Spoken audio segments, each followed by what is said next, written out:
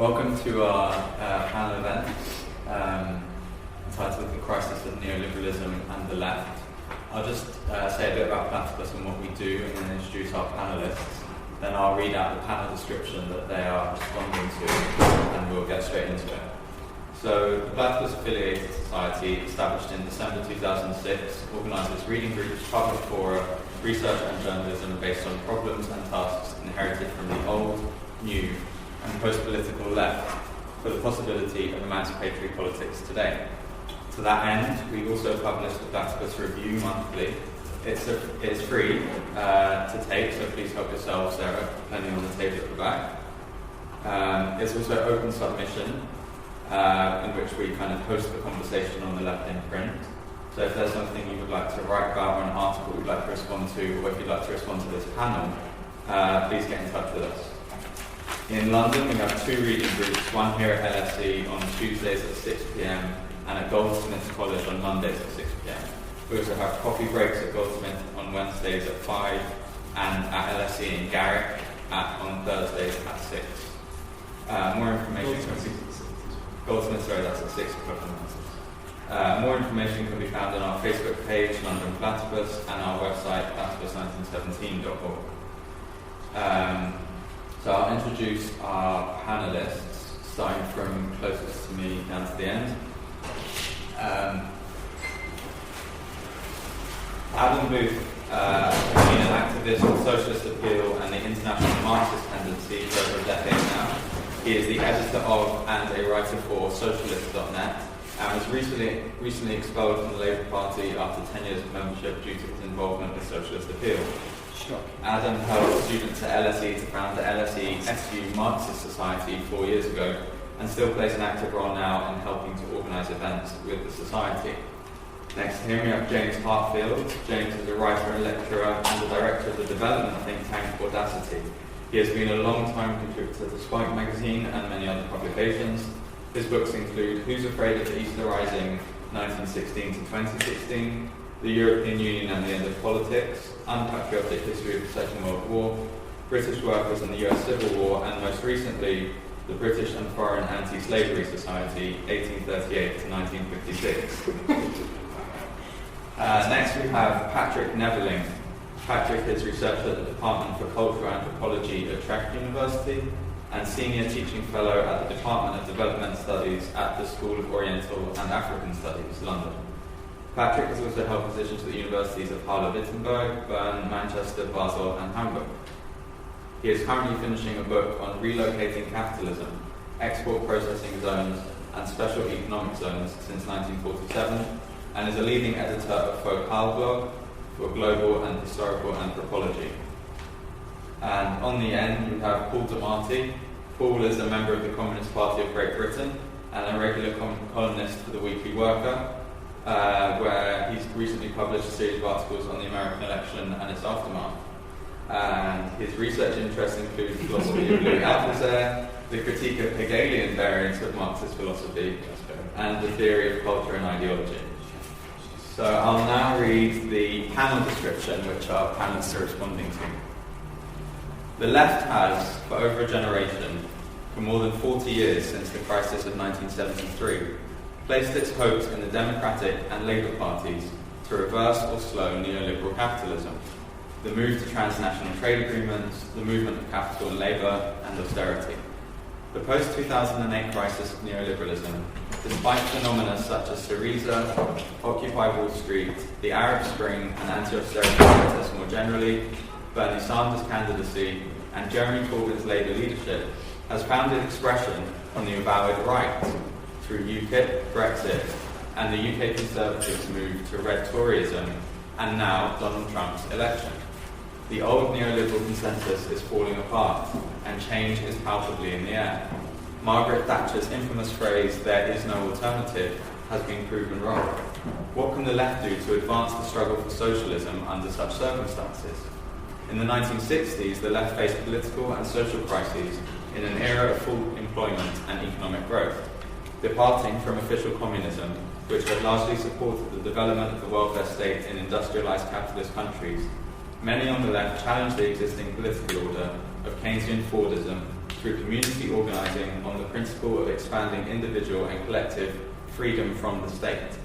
Against Keynesian economic demands, many of these leftists supported the right's efforts to integrate formerly oppressed identity groups into the corporate professional managerial class. Since the 1970s, the significance of the fact that all these aims were taken up politically by the right in the name of freedom in the form of neoliberalism is still ambiguous today. Some on the left have understood this phase of neoliberalism to be continuous with the post-war Fordist state, for example in Ernst Mandel's conception of late capitalism and David Harvey's idea of post-Fordism. The movement of labour and capital was still administered by the Fordist state. Distinctively, others on the left have opposed neoliberalism for over a generation through a defence of the post-war welfare state, through appeals to anti-austerity and anti-globalisation. How does this distinction within the left between the defence of the welfare state and the defence of individual freedom affect the left's response to the crisis of neoliberalism? Why has the left recently supported attempts to politically manage the economic crisis post-2008 against attempts at political change? How can the left struggle for political power with the aim of overcoming capitalism and achieving socialism when the political expression of the crisis of neoliberalism has largely come from the right and Trump won the election in November? All right, well, thanks very much for having me here today. I'm going to begin actually by telling a story, and I want you to guess who I'm describing, who's my story about. I am a well-intentioned left leader, elected in on an anti-austerity, tax-the-rich program, but someone who's forced to quickly capitulate and betray on a lot of my promises and carry out cuts due to pressure from the market and the establishment. Who am I? Any guesses? Sorry? Hollande? Anyone else? I think Jessica hit it nail on the head there, basically. Yeah, the point is, I could be really describing any of the left leaders we've seen in the last several decades, basically. You could be talking about Harold Wilson and Callaghan in the Labour government of the 70s. You could be talking about Mitterrand in France in the 80s. You could be talking about Hollande much more recently in France, or even more recently, you could be talking about Tsipras in Greece. And I think what all of these examples really show is it's a warning sign to the left. It's a warning sign, particularly to the leaders of the left. It's a warning sign to Corbyn, to Sanders, to Podemos and Iglesias and these types, to say, look, you may be well-intentioned, but as the phrase goes, the road to hell is paved with good intentions. And the point is that, in relation to the question and the topic today, I think what we've got to understand is it's not just a crisis of neoliberalism we're seeing, it's a crisis of capitalism. And the Keynesianism and the neoliberalism are really just two sides of this same capitalist coin. We've seen the failure of Keynesianism, not only in terms of at the end of the post-war boom when the whole thing unravelled with stagflation, and that was precisely what led to this crisis of the Labour government in the 70s.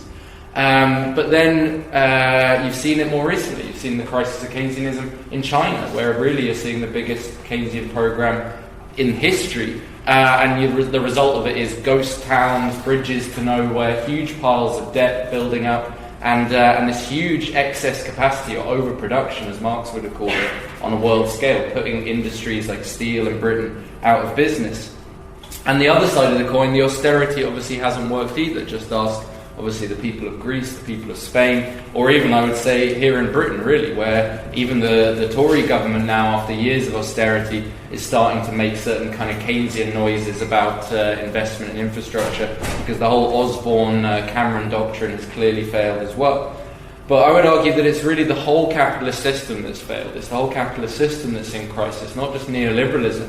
The bursting point was obviously 2008, but really all of this was an expression of a process that had been building up for many decades before. And really the result, the crisis of 2008 was just a result of all the ways that they'd actually avoided crises for the last 70 years. Attacks on the working class in order to drive up profitability under Thatcher and Reagan, huge globalization and into new markets with the collapse of the Soviet Union, the so-called end of history, And then obviously the massive expansion of credit, mortgages, credit cards, loans, and so on, which all this house of cards which came tumbling down in 2008.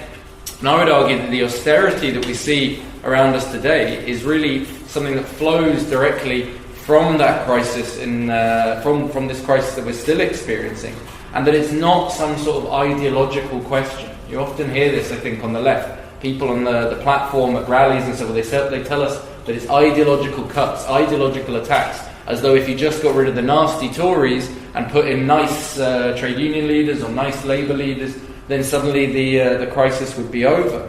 But I think it really, what we're seeing is not some sort of ideological attack. Not to say that the Tories don't like attacking the welfare state and the public services and the poor and working class in general.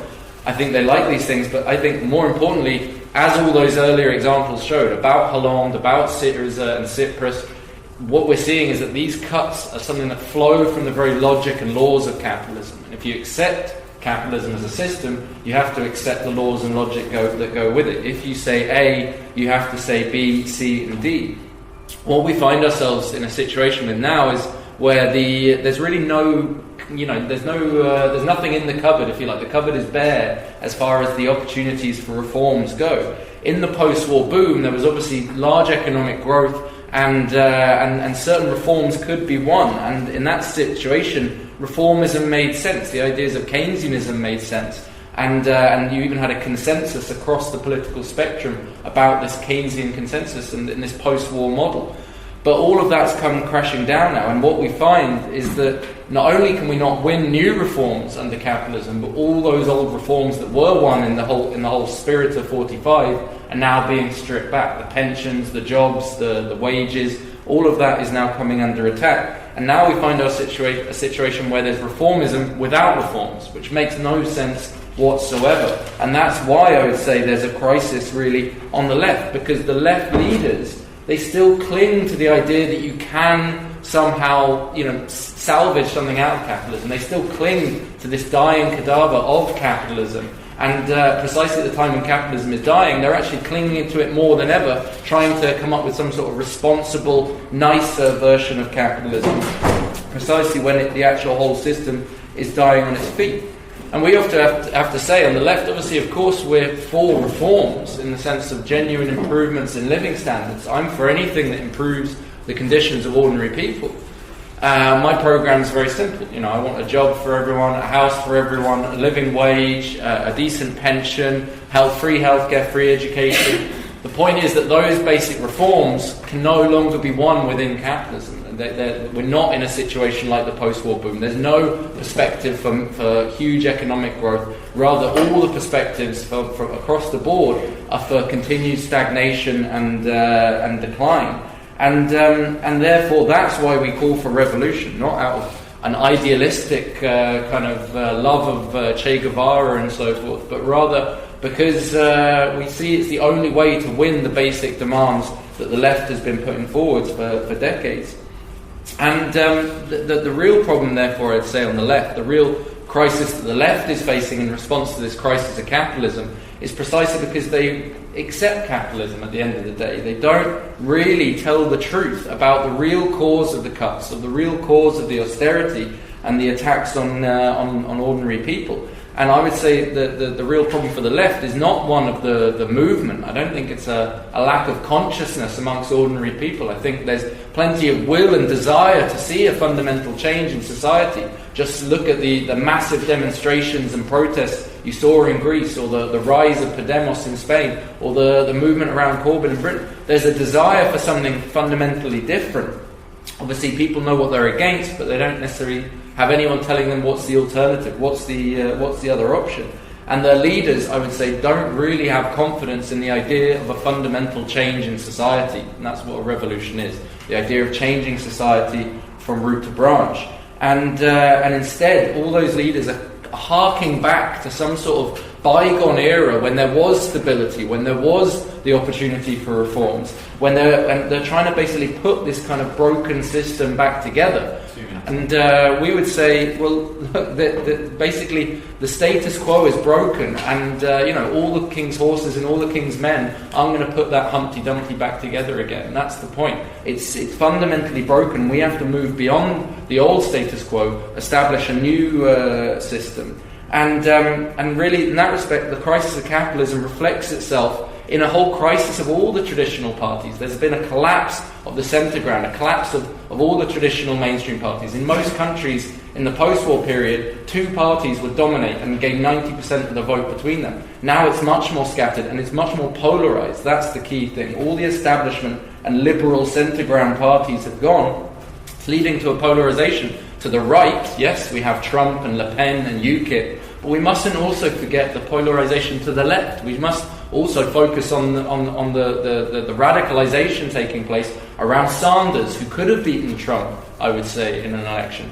around Podemos in Spain, and around Corbyn here in Britain. And really, I would say it's the failure of these left leaders, it's the failure of people like Hollande to offer a way out that paves the way for the rise of the far right.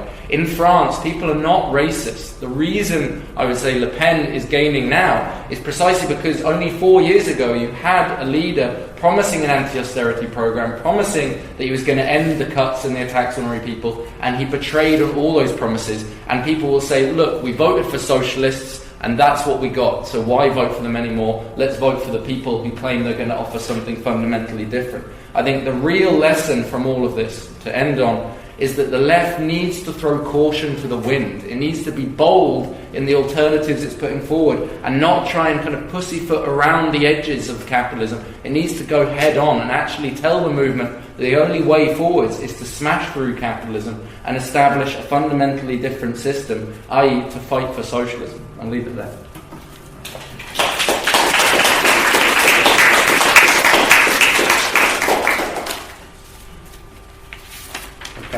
Well, first, thank you. It's always a pleasure, delight to speak to the Platypus group. Never platitudinous, platonic, but in the best way, never placatory. So thank you. It's lovely to be here, and lovely to meet my eloquent and charming panelist here. The International White Men for Socialism. Brotherhood. I want to say a couple of things. One is I think that if we're saying the same thing that we've been saying for 70 years, then we'll get the same answer, and that is that we'll lose. We need to think about what's new in the situation and circumstances. If we think that there is a chance for another outcome.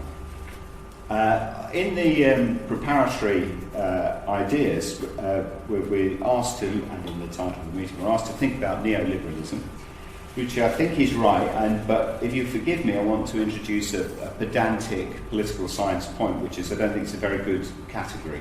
I don't think neoliberalism is a good category. I mean, I understand most people use it to mean something as a euphemism for capitalism or the market, and it's got a kind of condemnatory edge to it, so I understand it rhetorically.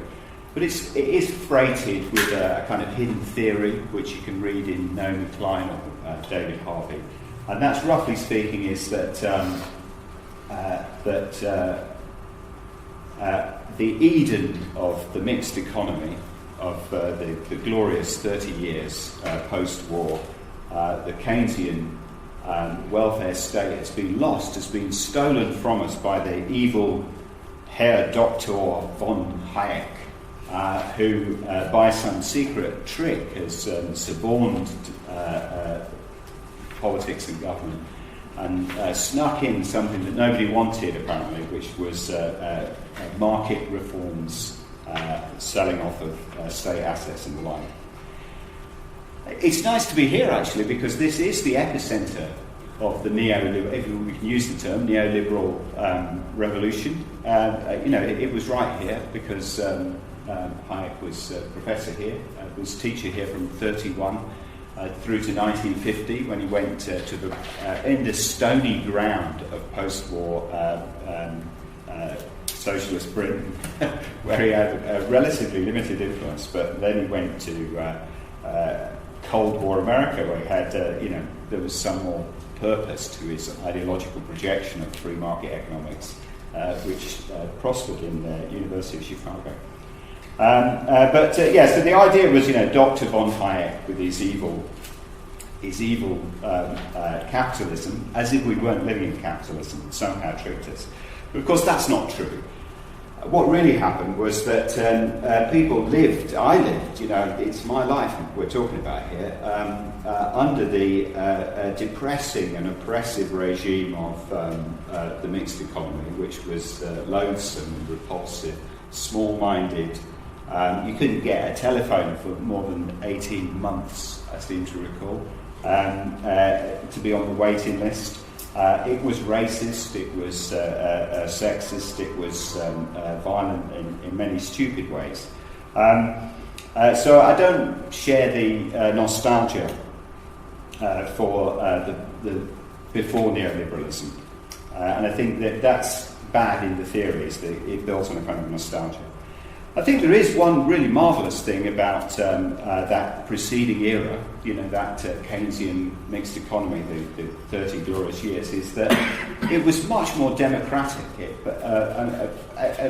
Loosely in the sense that popular participation in questions, public policy questions, was much more profound in that period from the Second World War right through to the 1970s. I think one of there are many features of liberal program, but the one that I draw attention to, and I think the one that's pertinent to the present, is how profoundly anti-democratic the instincts of the neoliberals were, and drove from the top, from the front. One of the more interesting things about Margaret Thatcher's government, as opposed to, say, the European governments, was that she really fought the political campaign against popular participation in planning and wage rounds and ordinary administration, and waged war, maybe too strong a word, but waged a social war against trade unions to drive them out of public life. There will be no more beer and sandwiches at Downing Street. And that, I think, is the common thread, actually, between Margaret Thatcher's Conservative governments, which were neoliberal, and also the governments, the Labour governments that followed afterwards, the third way governments of Tony Blair and Gordon Brown, was that they were committed. That in many ways are very different, but in one way they were very. They were called Thatcher's children. And Mrs. Thatcher herself said one of my great successes was to convert the Labour Party to free market economics, which she did. And they carried on the basic programme, which was to keep ordinary people out of political life and constantly to depoliticise public policy questions, to drive ordinary participation. And they did that in a number of ways. It's called, if you're Pol Sci student, it's called the New Public Management or something like that, and the idea is roughly that all questions that were previously political should be depoliticised.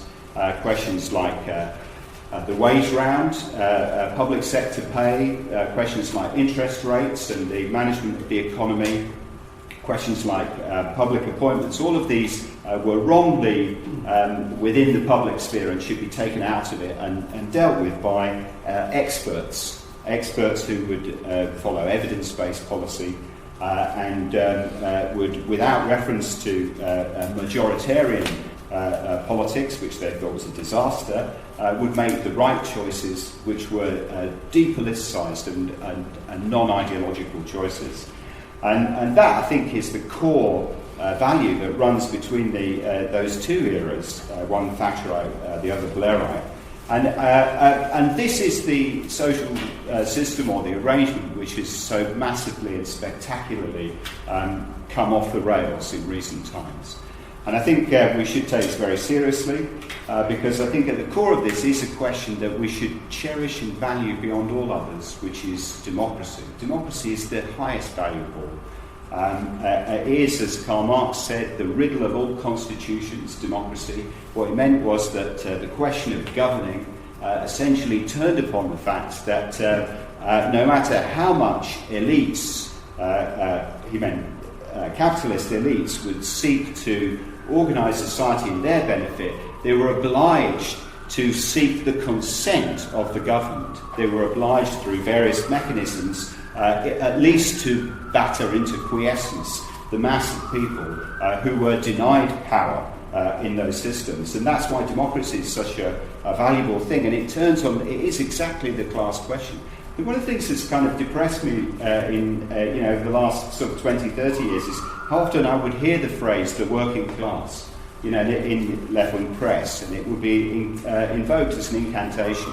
But the working class themselves were absent as a political force. It played relatively little part. They were invoked as a kind of religious token. And yet, over the last 6 months, what we've seen is the working class made a spectacular intervention into public debate and life. It's inchoate and bizarre in many of its aspects, and yet we know from the discussion that's taking place, everybody's talking about the working class. They're preoccupied with the working class, and this time not an empty phrase derived from Marx and Engels, but the actual working class, the working class in the United States, the working class in Britain. And for why? Because working people in the United States did not, by the way, vote for Donald Trump, but they did, in a substantial sense, withhold their support for the Democratic Party, which meant that Hillary Clinton lost not the popular vote, as we understand, but the election for the Electoral College, and we have Donald Trump. And then the other sense, which I think that's utterly depressing that Trump was elected on the back of that, but absolutely Hillary Clinton deserved to lose. She was a monster in many ways. Also, I think, and here I absolutely embrace it as a positive good, working people rejected membership of the European Union.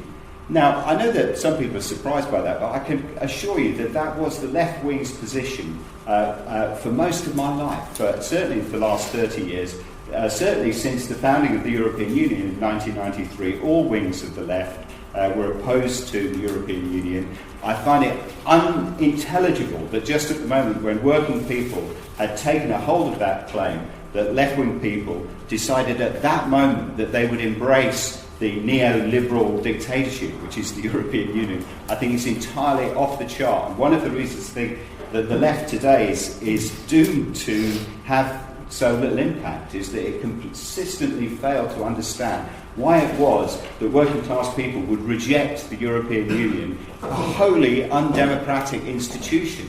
Why on all earth would working class people reject an institution in which they had no power whatsoever? Well, if you can't work that out, you do not deserve to have influence in the world.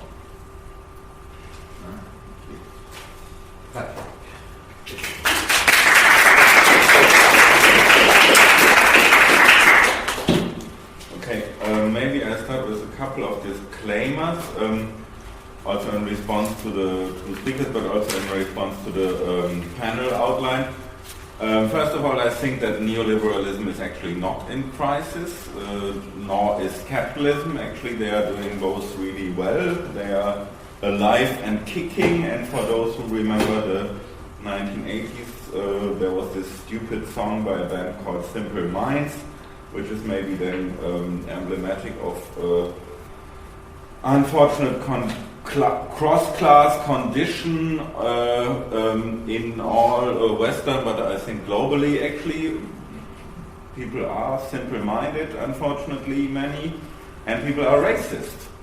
And they are deliberately racist, because racism is not only something that you are because you're in a certain class position, or you're misunderstanding the contradictions of capitalism, or you can't bear them anymore, and your post-Hegelian mind explodes and you take the wrong turn. But it's also a sentiment. If you look at, for example, studies of German households, I can take my grandparents and great-grandparents' household. In the 1930s, my grandfather was a Nazi and my great-grandfather was a communist, and they shared the same household. So they took two different decisions. And that leads me to my last kind of axiomatic explanation before I come to then introduce a bit of my work and how I think we should think about neoliberalism, capitalism, and how to get rid of all this. There's a problem of a figure of argument emerging on the left, yeah, and I think these are container-like arguments. Somehow such container-like arguments also inform the call or this kind of panel description here. Certainly this Chris Cutrone article in Platypus, because I think there's a misrepresentation here of what the left actually is. And I'm not talking about diversity as an identity politics, but about diversity as a kind of differentiation and also constant shifting of political aims and programs. If we look at the many movements that are now largely involved in identity politics and look at their kind of early struggles, ambitions, then we see that they often come from actually a very broad basis, yeah? And then they kind of individualize, particularize, and so forth. And I think this whole attack on the left is maybe actually also an expression of the crisis that I think is very much the Anglo-Saxon two-party systems crisis, where we are forced to mistake something such as the Labour Party for the left. From a German or continental European perspective, I find this actually quite absurd, and I would, since 1918 at the latest, when the communists in Germany came 2 hours late, and the late German equivalent of the Labour Party saved the kind of German capitalist system and destroyed all of Lenin's global political calculations. I would never consider something like a social democratic party as a leftist party. It's absurd. Yeah?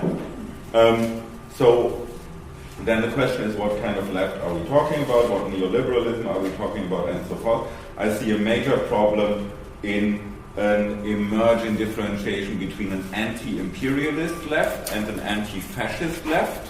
Yeah, that's very important to distinguish these two. We need to be anti-imperialist and anti-fascist. Yeah, we can't be just anti-imperialist, because then we move into alliances with nationalist movements and clerical fascist movements and so forth.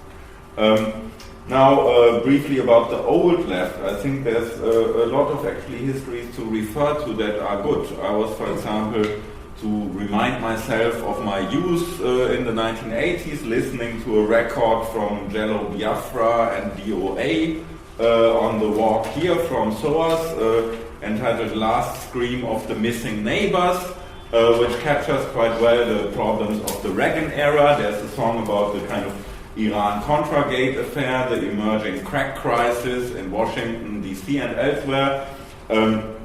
On this record, which has a line saying, if you want to hide something light in crackland, just put it in plain sight. Yeah? And I think this is what we need to consider when we look at people like Donald Trump, but also Anthony Blair, Joseph Fischer, William Clinton, not Bill, not Joschka, not Tony. Yeah, these are not our friends, not our partmates.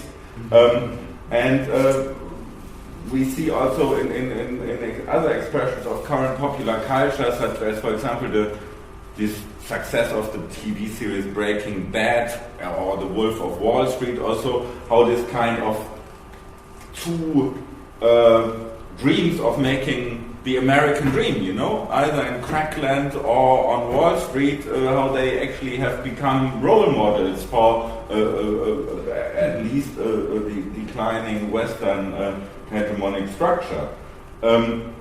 And in this light, we should then kind of approach neoliberalism and also the crisis of neoliberalism that some people want to see.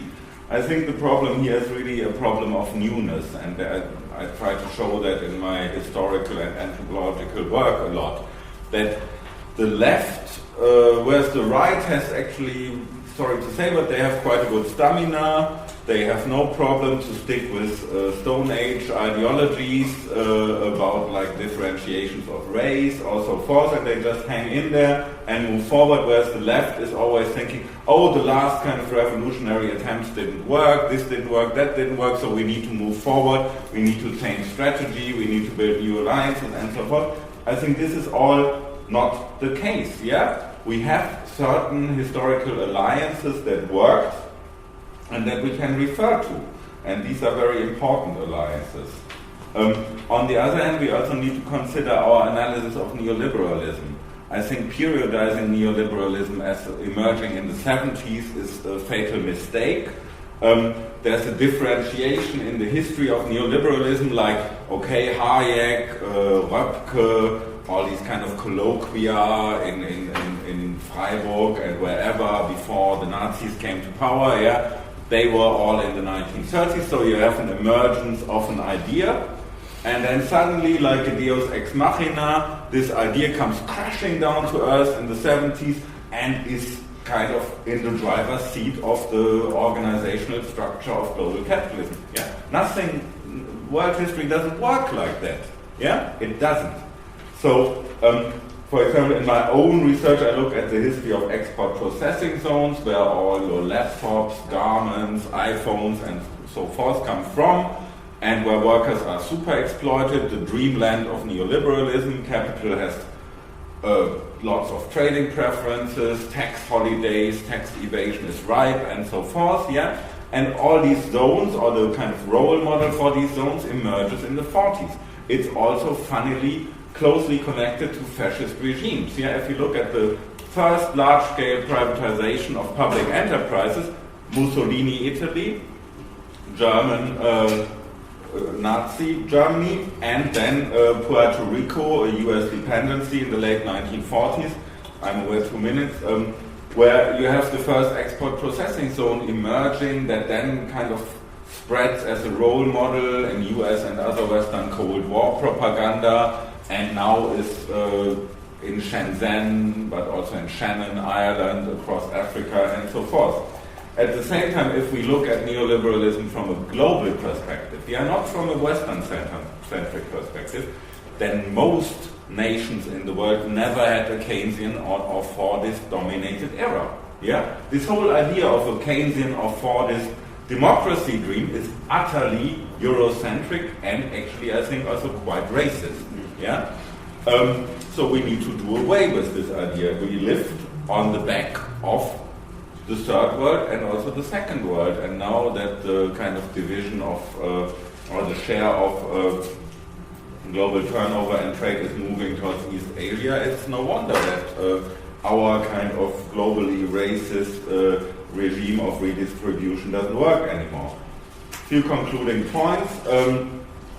I think what I'm kind of insinuating or trying to get across here is that the answer that we need to put forward is to move away from a history of ideas to a combined analysis of histories of ideas and practices, yeah, and by those I mean histories of ideas and practices on the left and on the right, and in neoliberal capitalism. And in this historical materialism that I have in mind, we need to write the historical needs to be writ large, yeah? And then we will realize that Hayek was no liberalist in the classical sense. And yeah, maybe I'll end on this not so productive note. Thank you very much.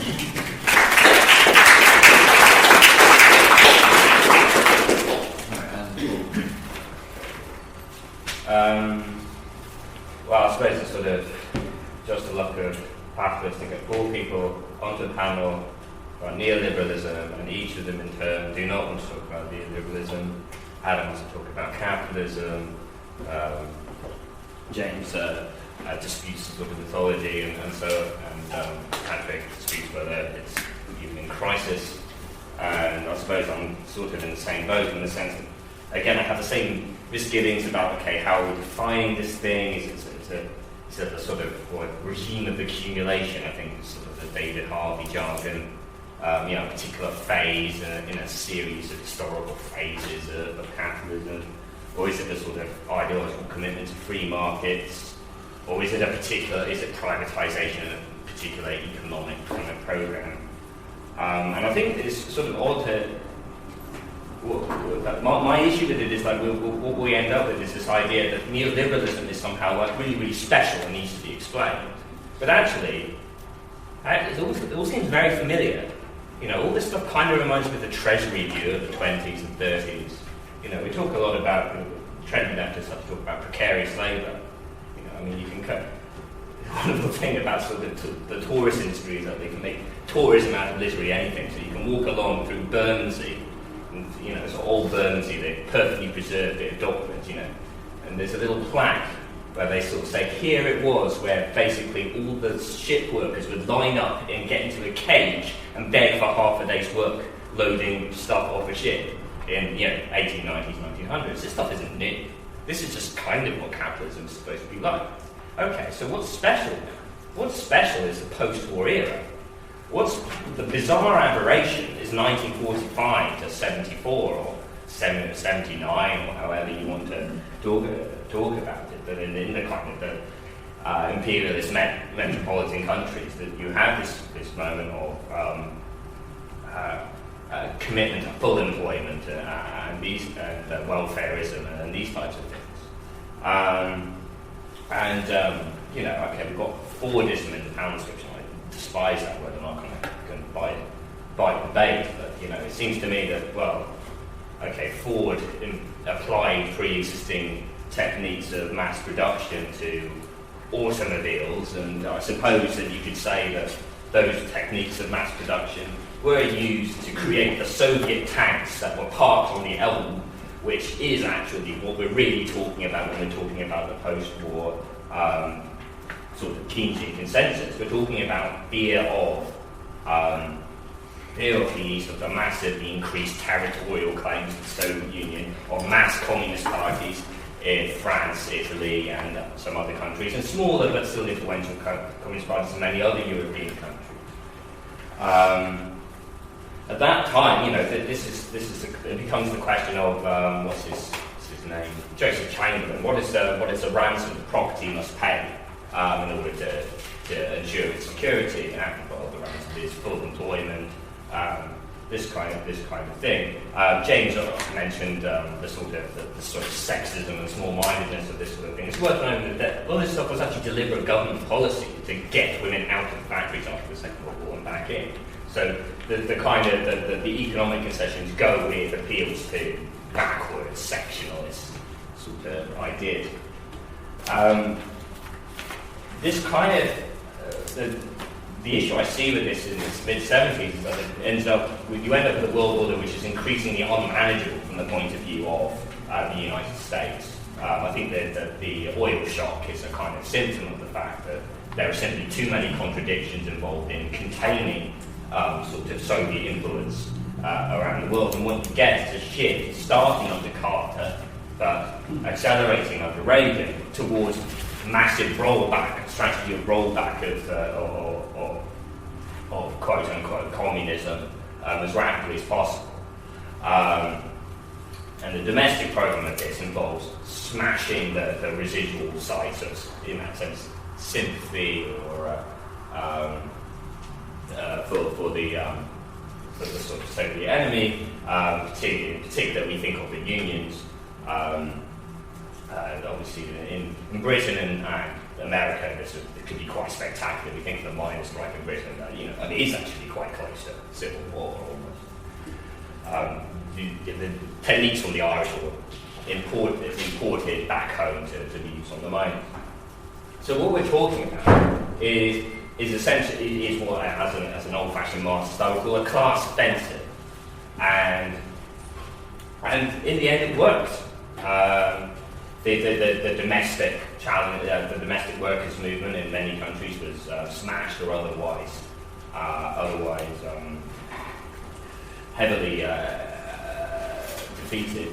The Soviet Union obviously collapsed. The Soviet bloc collapsed. China obviously remained in existence, but by that point, China was going down what we would call the Chinese road now towards a kind of peculiar state capitalism. So it's sort of, and as a consequence of that, obviously the Communist parties, such as they remain, are severely weakened and so on. It worked. So then the question comes, okay, so there is obviously some sort of crisis going on now, into a political crisis of the forces we associate with kind of the onward march of free markets and so on. So what is that? Have the option of capitalism? Well, yes, capitalism is not in rude shape. I'm not quite sure it's in quite such a parlous state as has been stated, but the crisis is pretty sort of mediocre, and we've got kind of phenomenon of jobless recoveries and so on. American world order, it seems to me that there are serious questions there. That's possibly the significance of Trump's election. It's, it all amounts to see a massive shift in American foreign policy doctrine. To me, it's kind of it's more that we were any political shift of this kind needs some basis of consent in the wider population. And for the neoliberals, the appeal in Britain, for example, is to the chaos of massive union power, rubbish piling up in the streets, and also just the kind of the restriction on economic stagnation and so forth. So as long as you deliver prosperity and a kind of level of social stability, then there is a basis for some kind of level of political legitimacy. The issue is that since 2008, this stuff has been, this promise has not been fulfilled quite so thoroughly. People are getting sick of it. More and more people are kind of suffering. Income inequality is now a big political issue. But it's kind of worth noting that even within like the micro world of sort of high finance, what you see is a small number of people with these huge bonuses working every hour God sends, and then almost nobody else. There are actually less bankers, in that sense. So what we've seen, and that as a response to this, is this kind of rise of radical rightism. So on. Got like 90 seconds to talk about the left. In the post-war era, the dominant forces on the left were kind of the official at the left wing of the social democratic parties. They are not kind of homogenous blocs, and in several countries also the communist parties themselves. And the left wing of social democracy and the communists tended to overlap.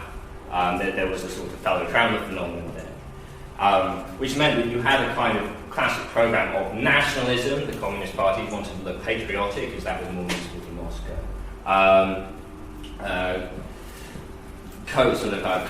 Policies of building coalitions with the parties to the right, and a pursuit of kind of international non-alignment, peace, disarmament, or whatever, to neutralise, European countries as opponents to the Soviet Union, if not to turn them into allies. In '68, the alternative that comes up is sort of aggressive pursuit of political act, of sort of spontaneous mass action, general strike sort of strategies, and so on. The difficulty is, of course, now the Soviet Union is gone. In as much as it still exists, the old program of the official communists in Western Europe and America and so forth is bunk. I mean, there is no material basis for it. What's the existence of the Stalinist countries? They are gone. And actually, the sort of mass action leftists were kind of dependent on the basic organisation of the workers' movement being done by the communists, the socialists, and so forth, for that to even have any purpose. So you have an increasingly empty form of that. I don't actually, I'm kind of encouraged by the Corbyn phenomenon, primarily because it involves doing mass politics in a party of whatever form. Thus, it may entail a shift away from the actionism that has dominated us so far, but that's not a given, and the left has an awful lot of work to do in order to sort of overcome the centripetal. Centrifugal is one of the quite often centrifugal kind of tendencies in society. Leave me there.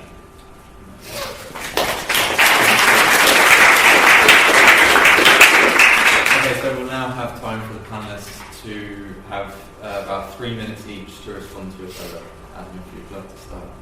Okay, well, I should start by saying I agree with Paul in the sense that the period we're seeing now is, I would describe it as a crisis. I think it's slightly bizarre to say there is no crisis in society, in the economy at the moment. But I would also say that I agree with Paul in the sense that there's an exception. The exception to capitalism was the period where actually there was stability and growth, and the fact that we had this kind of 25-year post-war boom was really what's laid, I would say, all of the kind of illusions in reformism that exist today. The idea that you can gradually change capitalism little by little and make some sort of nicer version of capitalism. I think all of that ideology derives from the experience of the post-war boom, where it seemed for a long time like capitalism had kind of resolved its contradictions. There was no crisis, there was certain stability, and obviously that, and I agree with Paul, that was an exception that came about due to a convergence of very unique factors, a combination of the Second World War, the expansion of markets, the end of colonialization, and the development of new technologies under the role of the state in the Second War. All these things came together for a period to create that economic growth and created then the basis for reformism. But that's all kind of been shattered now, and I think the fact is there is a crisis, and that's shown really, I'd say, by the panic amongst the ruling class themselves. I mean, you look at the serious mouthpieces of the capitalist class, the Financial Times, the Economist, these sort of people who don't have a frivolous attitude towards the things they write. They're not the Guardian, to put it bluntly. They write seriously because they're trying to advise. They are the strategists of the capitalist class, if you like, and that you look at the panic that they write about in their papers, and that reflects the real crisis that they're in. I subscribe to The Economist. I like to know how the enemy thinks, and I remember a page not too long ago where they talked about out of ammo. That was the headline on the front page, and what they meant by that was the ruling class, effectively, not the terminology they would use, but the capitalists, big business, has run out of ammo to fight this crisis. They said, we've used up all the tools we would usually use to get out of a crisis just to avert the last crisis. Keynesian spending, low interest rates. They can't lower these interest rates any lower. They're talking about negative interest rates now. It doesn't make any sense. They've entered this bizarre world. They've completely run out of options to get out of the crisis. And you can see the turbulence on the stock exchange. You can see the fact that they're all predicting another phase of the world slump coming in with the slowdown of China, the crisis of the European banking system. So I think the idea that there's a crisis is real, and we've got to start from that point that is there, and there is a crisis of capitalism. And sorry, one more minute. So I think we have to recognise that is a crisis of capitalism.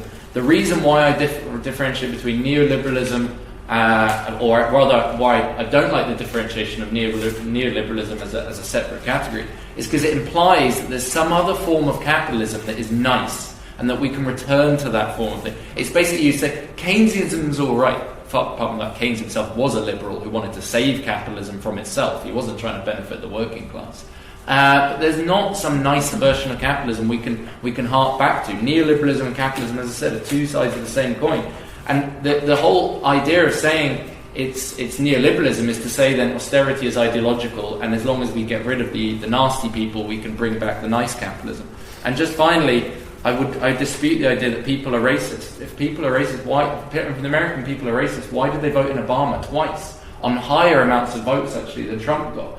And yet now you see, as I think James said, it's the Democrats who lost this election, not because there's a sudden rise of racism. And if there is a rise in racism, we have to look at the material conditions of unemployment, of poverty, of lack of housing that give people an easy scapegoat in the form of immigrants.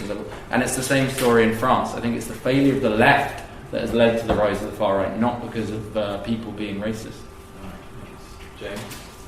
Oh, I feel a bit out of sorts with my colleague here because I just feel so much happier about the way things are. Crisis. I feel that they're kind of using the word in too many different ways. If we're talking about crisis of profitability in the Marxist sense, consequent on rising organic composition of capital.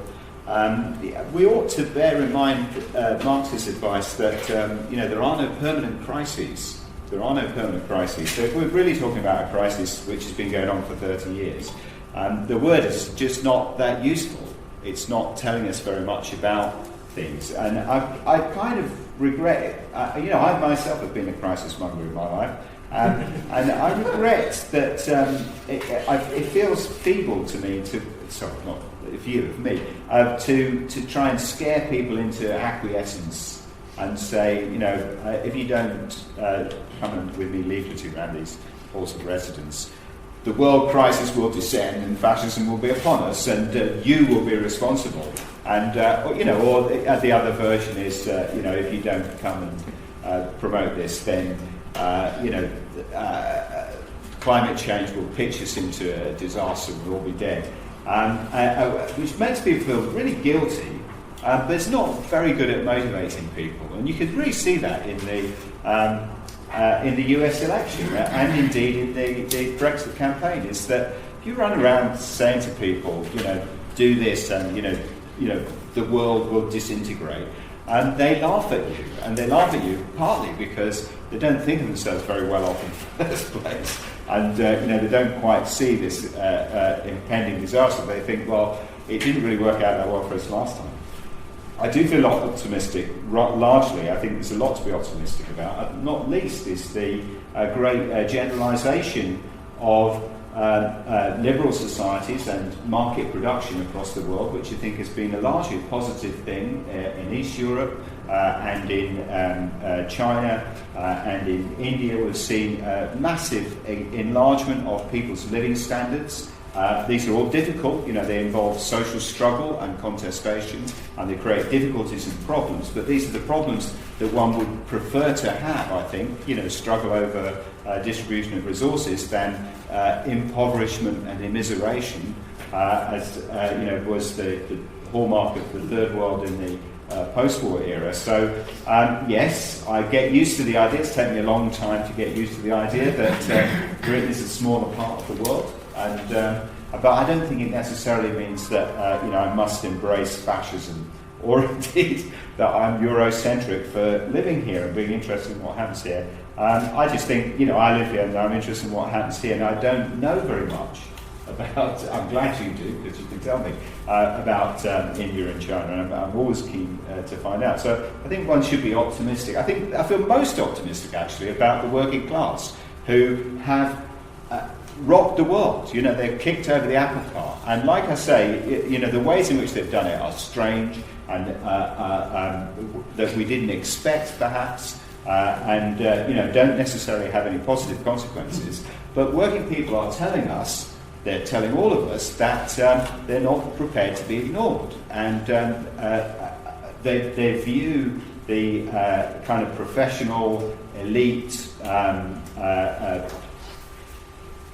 organisers around Hillary Clinton with disdain, because they know what they've been doing for the last 8 years, for the last 16 years, which is not very good, and hasn't done much for people, and they feel dismayed by that and angry about that. And I deeply regret that voting for Donald Trump would ever be the avenue to achieve such a thing.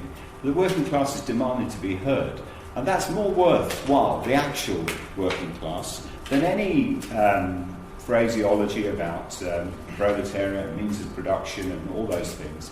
To look at the actual movement of history, I think, is the most exciting thing, and to see that for the first time in a generation, really, that political questions are open, and that politics is an open question, and that people are actually looking for solutions in which they will have authority and and aspire to control over the circumstances of their existence. Thanks, James. I think the point here is really not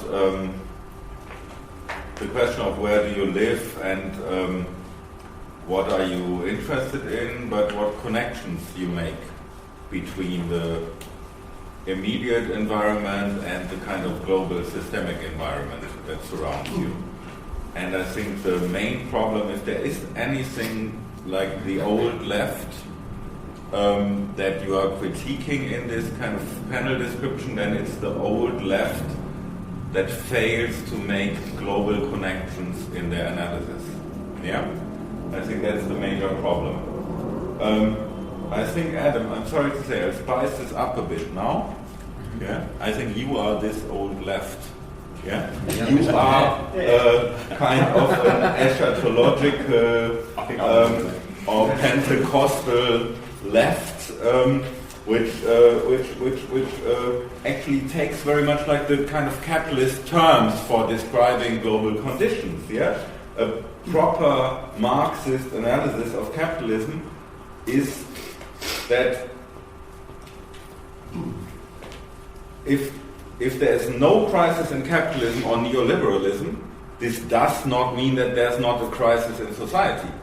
Actually, this exactly means that if there's no crisis in capitalism or neoliberalism, then there must be a crisis in society. Yeah? And the only crisis-free society is the one where capitalism is really in trouble and then kind of disappears from history. Yeah? That's a crisis-free society. That's what we as socialists or communists strive for the final crisis of capitalism. And that, in my view, and I know that Marx and Engels wrote a lot of stuff about it and other people, in my view, there is no endogenous or endemic force in capitalism that will bring about this crisis. It's only us that can do that. Yeah? And that brings me to this point about the workers. Yeah? I'm not so optimistic. It doesn't mean that I'm not happy. Yeah? But my happiness or unhappiness is luckily still kind of detached from global systemic movements, although sometimes that can be a bit burdensome. Sorry, now I need to keep my glasses on. That's more like happiness or unhappiness. I have glasses now since a year. The point here is really that maybe also the Financial Times is not the spokesperson or the kind of organ of what capitalists think and what they exchange, and it's not there to advise them. You know, like, I mean, these things happen on other. If you look at like what's coming out about Hillsborough or the miners' strike or so after many years, then the local workers, they will know it. Yeah, the policemen, they will know it. The people in the factories, they will know it, but not the Financial Times. And if they knew it, they would certainly not print it. Yeah, they would certainly not print it. Yeah, so and that also then. Okay, I'm spicing this up more. We should not ascribe the wrong victories to workers. Yeah? We should not say that, like, I think obviously, like, the global share or the regional share of global capital turnover has shifted immensely. Yeah? But at the same time, we have a massive population explosion. And that eats up a lot of the equality potential that a return to the East Asian share of global capital turnover before 1800 means. Yeah? So the crisis, I think, is more one. I mean, obviously, it's tough to kind of accommodate a couple of hundred billionaires from China in the transnational capitalist class. Yeah? It's a massive organizational problem. They all want a football club in the Premier League. They all want a mega yacht. Yeah, that's like creates also inflation in certain circles and so forth. And in order to capture this inflation, yeah, the capital needs to come from somewhere. Yeah, capital is not like the Bank of England and David Graeber think an IOU. Yeah, capital has a real reflection in certain values and social relations. It doesn't mean that capital is a thing, yeah? We can't just detach it and just, I mean, for 2-3 years maybe, but then the things hit the fan, yeah? And last point, maybe, this is maybe nitpicking, sorry about that, but I can't help it. We shouldn't mix up Fordism and Taylorist production. Yeah, we shouldn't mix up scientific management of Soviet tanks, yeah, and Fordism. There is no option for Fordism in a Soviet economy because Fordism is a kind of factory-based bribing of a certain labor aristocracy. Also, okay. Now we can go down the state capitalism debate in Soviet economies, or so forth. Maybe India, surely I would agree that there's a Fordist product. The other thing is that when we talk about neoliberalism, we should not forget that there's a lot of people in this city, in this country, who don't live a neoliberal life. And they are not billionaires, but they have an old Keynesian labor contract. Yeah? And they continue to live on that contract. Yeah? Sorry. Next, and Paul.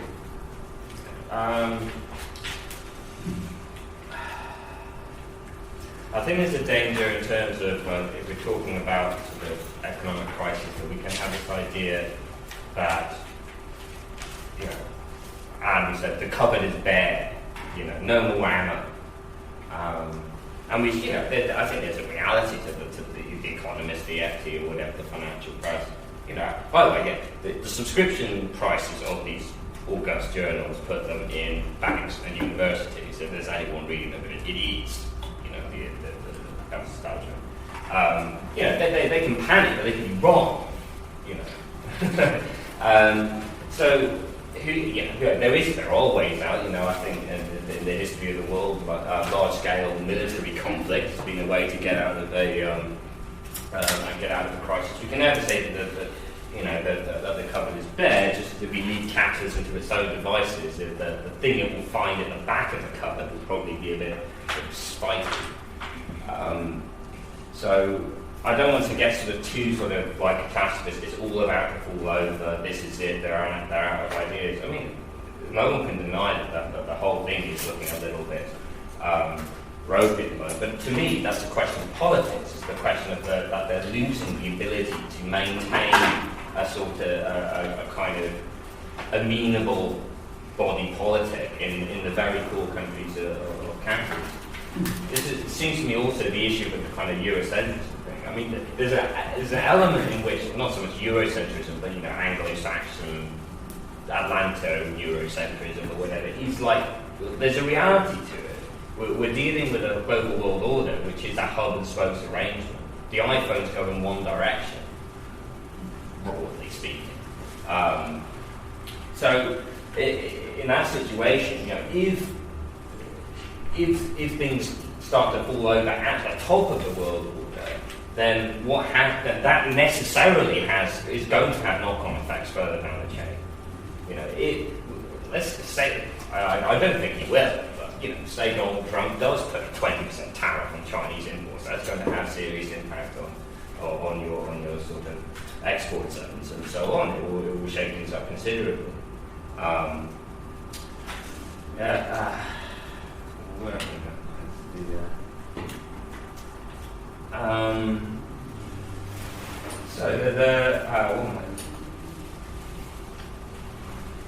The sort of Brexit neoliberal dictatorship thing James brought up. James is absolutely right. Of course, the traditional left-wing position in Britain is, you know, against EU membership. If you think about the sort of referendum in 74, 75, I remember that, 75, was it?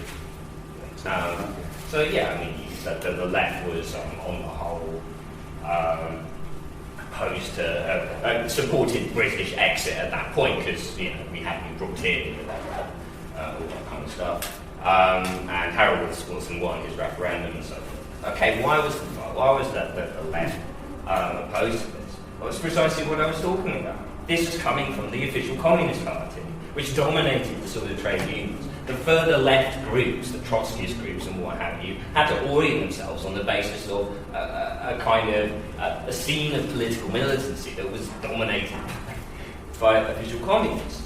Okay, and what was their alternative? Their alternative was non-alignment, and more disarmament, more or less friendly relations with the Soviet Union further down the track, maybe, as opposed to the EEC or the European Communities or whatever, how they were, common market as it was at the time, which was considered sort of the economic arm of NATO. Accurately, as it happens, that's true. The matter. Okay, fine. Nowadays, okay, we're leaving the neoliberal dictatorship of the European Union. I mean, to the socialist fucking paradise of Britain. I mean, come on, this is bizarre. There's still kind of the irony where, I think one of me and James have cracked heads in many a pub over the years, and this idea, you can't keep saying the same old thing, but actually on this exact point, you're simply transplanting 70s official leftism to the present day, and it's kind of bizarre.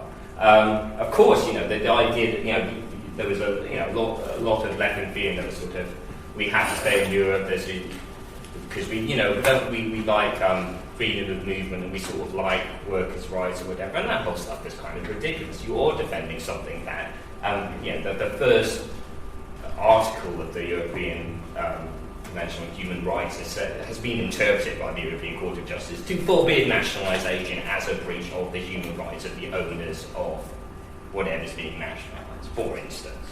The free movement precisely comes with the Fortress Europe stuff, the two are indivisible. The idea that this is kind of opening the way to a sort of kind of liberal society and that kind of thing, or even like more sort of sovereign autonomy for Britain is frankly fantasy. That's absolutely fine. I mean, I'm sure there'll be plenty of opportunities around you later. No, cut off. Great. All right, let's have a round of applause. So, although we've heard from Adam that what's on the table from the right at the moment is reformism without reforms, we've also heard from James that people, the working class, are being appealed to politically, directly, by whether it's Donald Trump or Theresa May's red Toryism. Given, let's say, that actually some of these reforms don't turn out to be so empty, that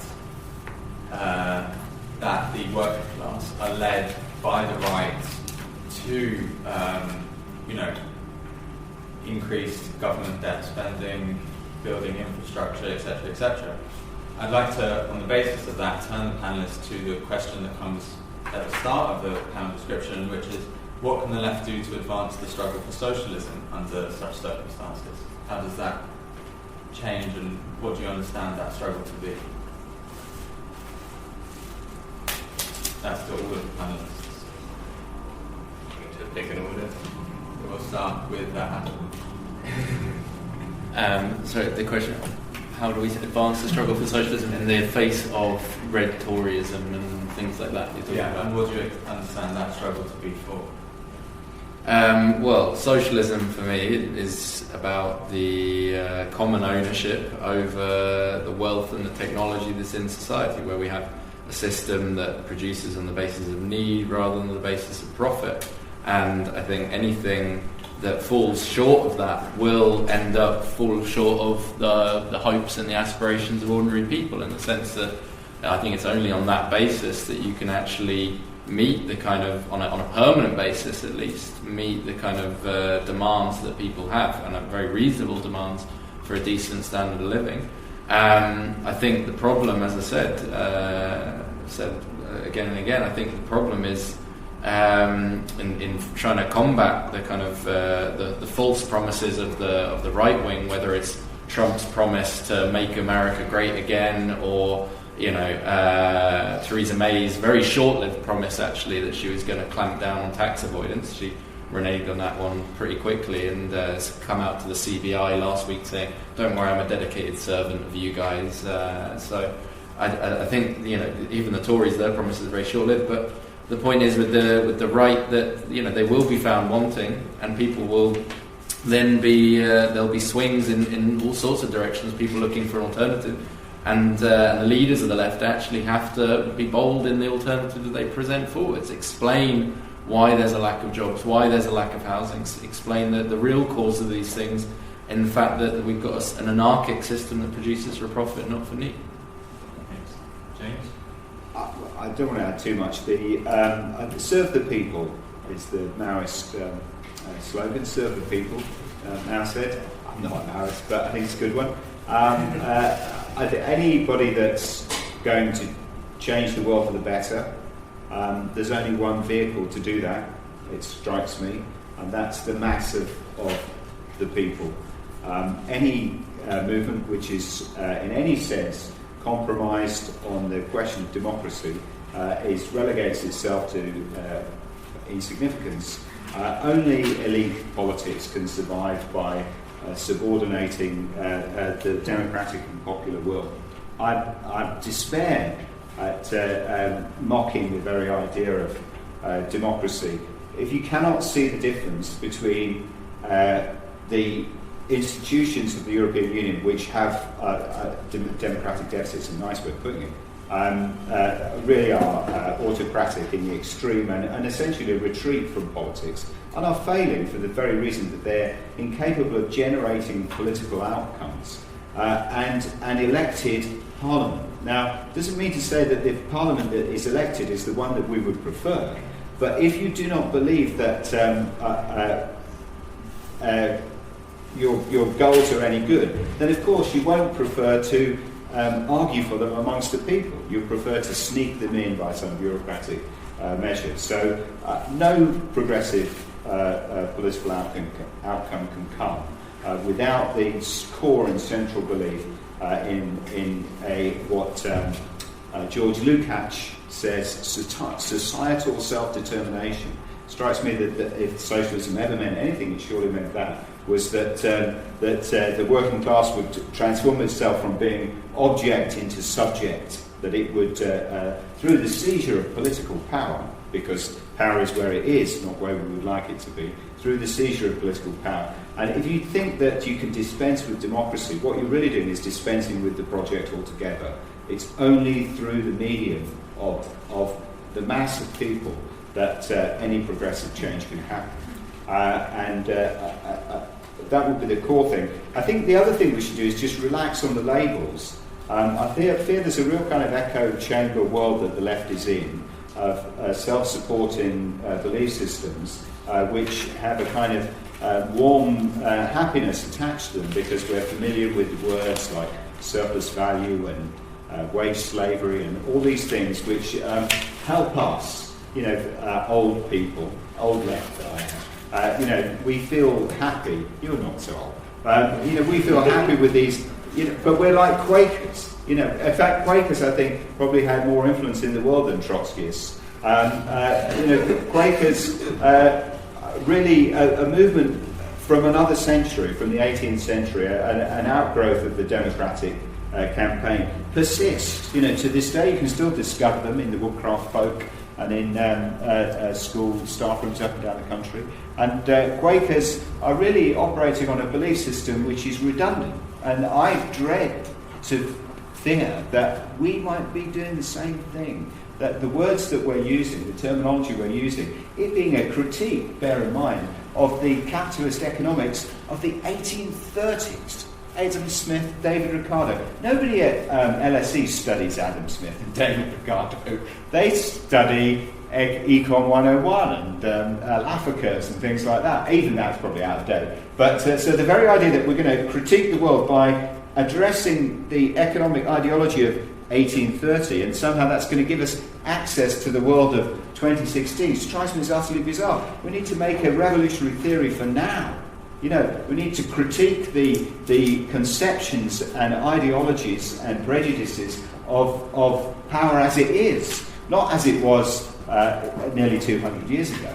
And if we want access, if we think our theory might give us access to a dynamic answer, then I really think we need to pay attention to what people are saying now and how they're describing back to us the reasons why the elite must govern us. The ways that they're talking about that, and we need to unpick that. Sorry.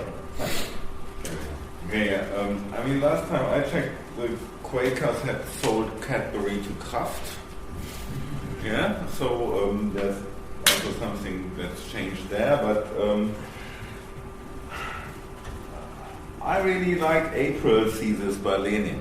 It's a very good critique of the working class, and I think we need to obviously dispossess the bourgeoisie and so forth, but we need to also, as we go along, shatter a lot of dreams, And I think, for example, when Donald Trump says, make America great again, we need to say, that's actually what you're doing. You're kind of bringing the American dream and the American Constitution full circle. And when we're done with you, we're going to trash America. Or we're going to trash Christianity. Or religion as monotheistic or as something general. We need to kind of take this chance and kind of escalate the contradictions, or actually these are not contradictions, they reveal certain historical projects, and that's also for democracy. If we look at like ancient Greek, Athenian democracy, we have a clear program of distinction between oikos and polis. And in that sense, neoliberalism is possibly the last utterance of the Athenian concept of democracy. A slave-based labor force with a couple of guys who have democracy, and can have something nice like having phobia of the agora or something like that.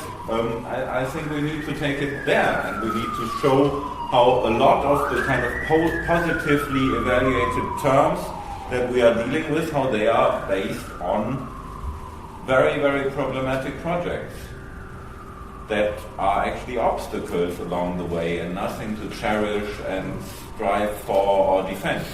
And I think if there's any critique of the left, then it's maybe really that a lot of these kind of futile projects have been occupied or kind of associated with positive connotations. Well, I mean, I'm obviously also the old-fashioned left. Got what must not be unearthed on the back of my hoodie, and slowly we rot on the back of my t-shirt, which you can't see, so that's all very appropriate, I suppose. But I mean, in that sense, you talk about, we can't use... The thing is, if you say, like, surplus value only has validity as a critique of Adam Smith, it's kind of, okay, well, fine, but it's also an account which may be true or false of the underlying motive forces of economic production. And if it's true, then we can give it another name and it'll make you happy. But I mean, it's just it stands or falls on its own validity and soundness as an idea and its empirical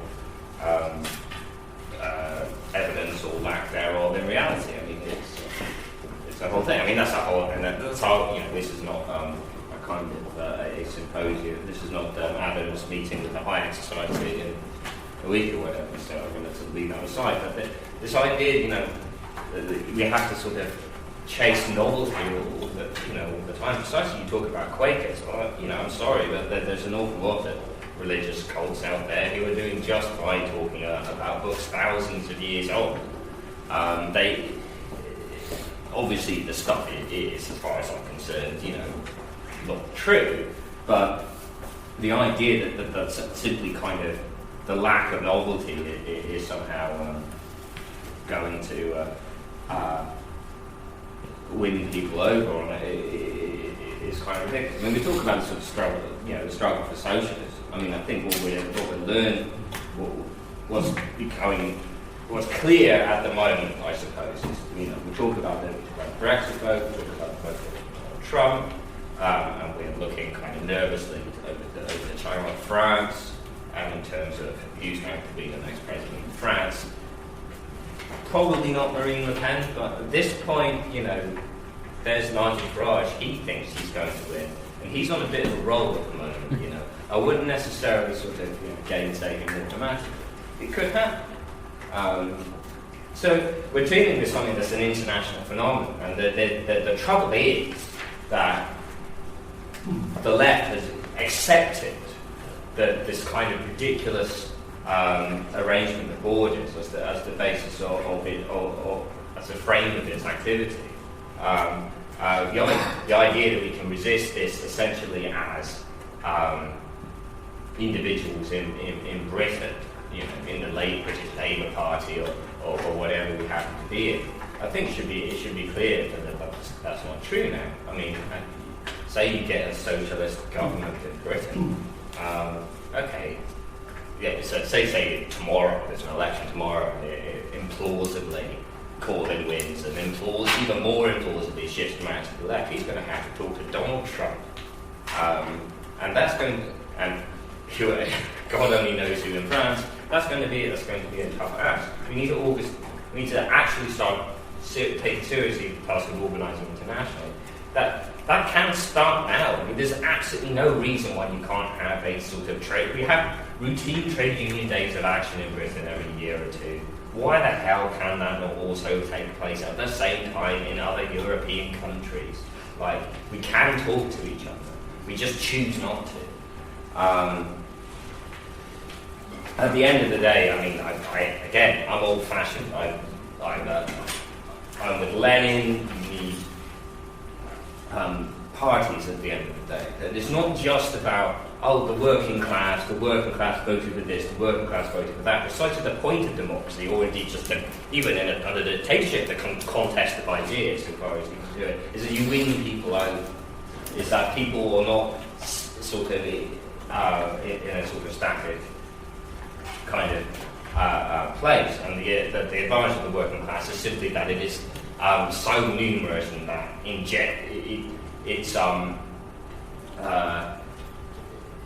its interests are incipiently international. I will say it no stronger than that. That we have that possibility for a social basis for widespread transmission. Thank you. Because I want to get time for as many questions as possible from the audience. So please keep your questions short and brief. Yes, questions? I just really appreciated the historiographic data on neoliberalism and capitalism. I just want to maybe at the end to try to project it a bit concretely into the future and to the idea of praxis. So question number one would be, if the social democratic and Asian model of demand management is gone, and the Soviet centralized state planning is not the reference, what is concretely the program that can be proposed in terms of a model of society? Question number two, according to that, what is the political strategy? Since Marxist ideas today are completely marginal and never put into debate. Does anyone want to take that one up?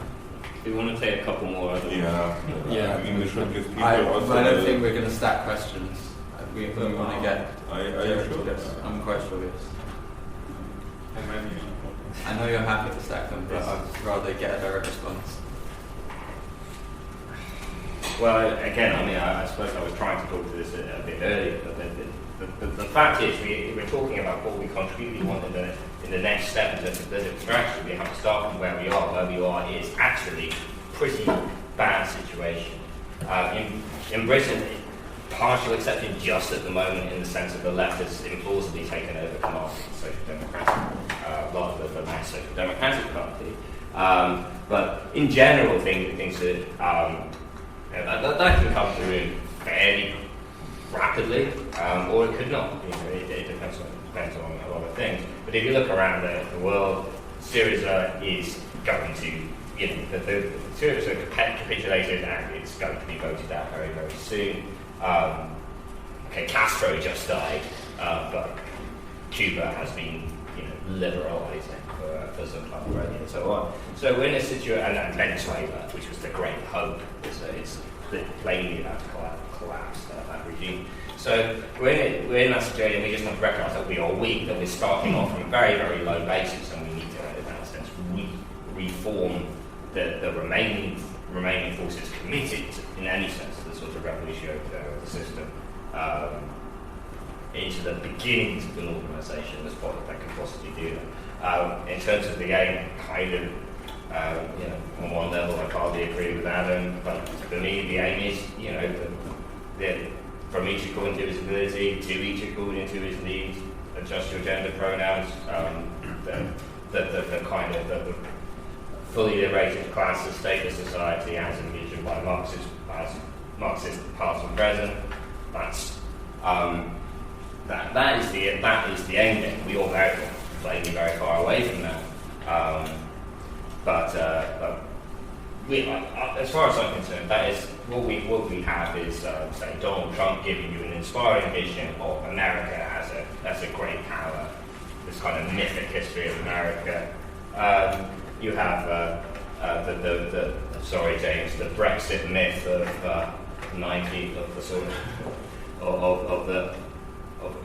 basically Britain being great again. But even in a smaller scale, the Green parties are very popular. They offer a utopian vision of the kind of like small scale, small is beautiful, smooth. Well, I don't think it's going to work. We need that kind of large scale, more ambitious goal. Thanks, Paul. James, did you want to jump in? Yeah, I think the important thing to say is that there will be no answer until we understand that we don't have an answer. There is no programme that I can put forward to you that will remotely make sense to the world as it's emerging. And that's properly the case. Because, if to use the historical parallels, social democracy, Marxism, socialism, these things didn't appear overnight. They developed out of argument and debate with working people struggling to understand their own situation in the time that they were living in. And I think the reason, he's my MP, I love him, he's a lovely guy. Jeremy Corbyn, I regret to say, is going to be utterly destroyed as far as I can see at the next election. That seems relatively likely from the opinion polls. Who knows? The times are so weird that it might be that Theresa May will completely self-destruct. It seems very unlikely. But more important, I think that there is no. We should know this, and there is a reason for it. There's no majority. In fact, there's not even a minority for socialist ideas. There's, we've seen it with Podemos and SYRIZA. In times of crisis, they get a hearing. And then they fall back to something like 10% of the electorate if they're lucky. And it seems that that's about, maybe a little more because he owns the vehicle. Jeremy Corbyn will get, 24% of the vote.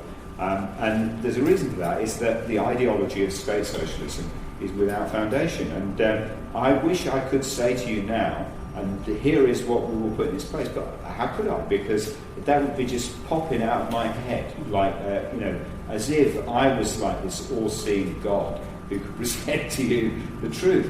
No ideas ever developed in such a way. They developed precisely through the interaction and the argumentation.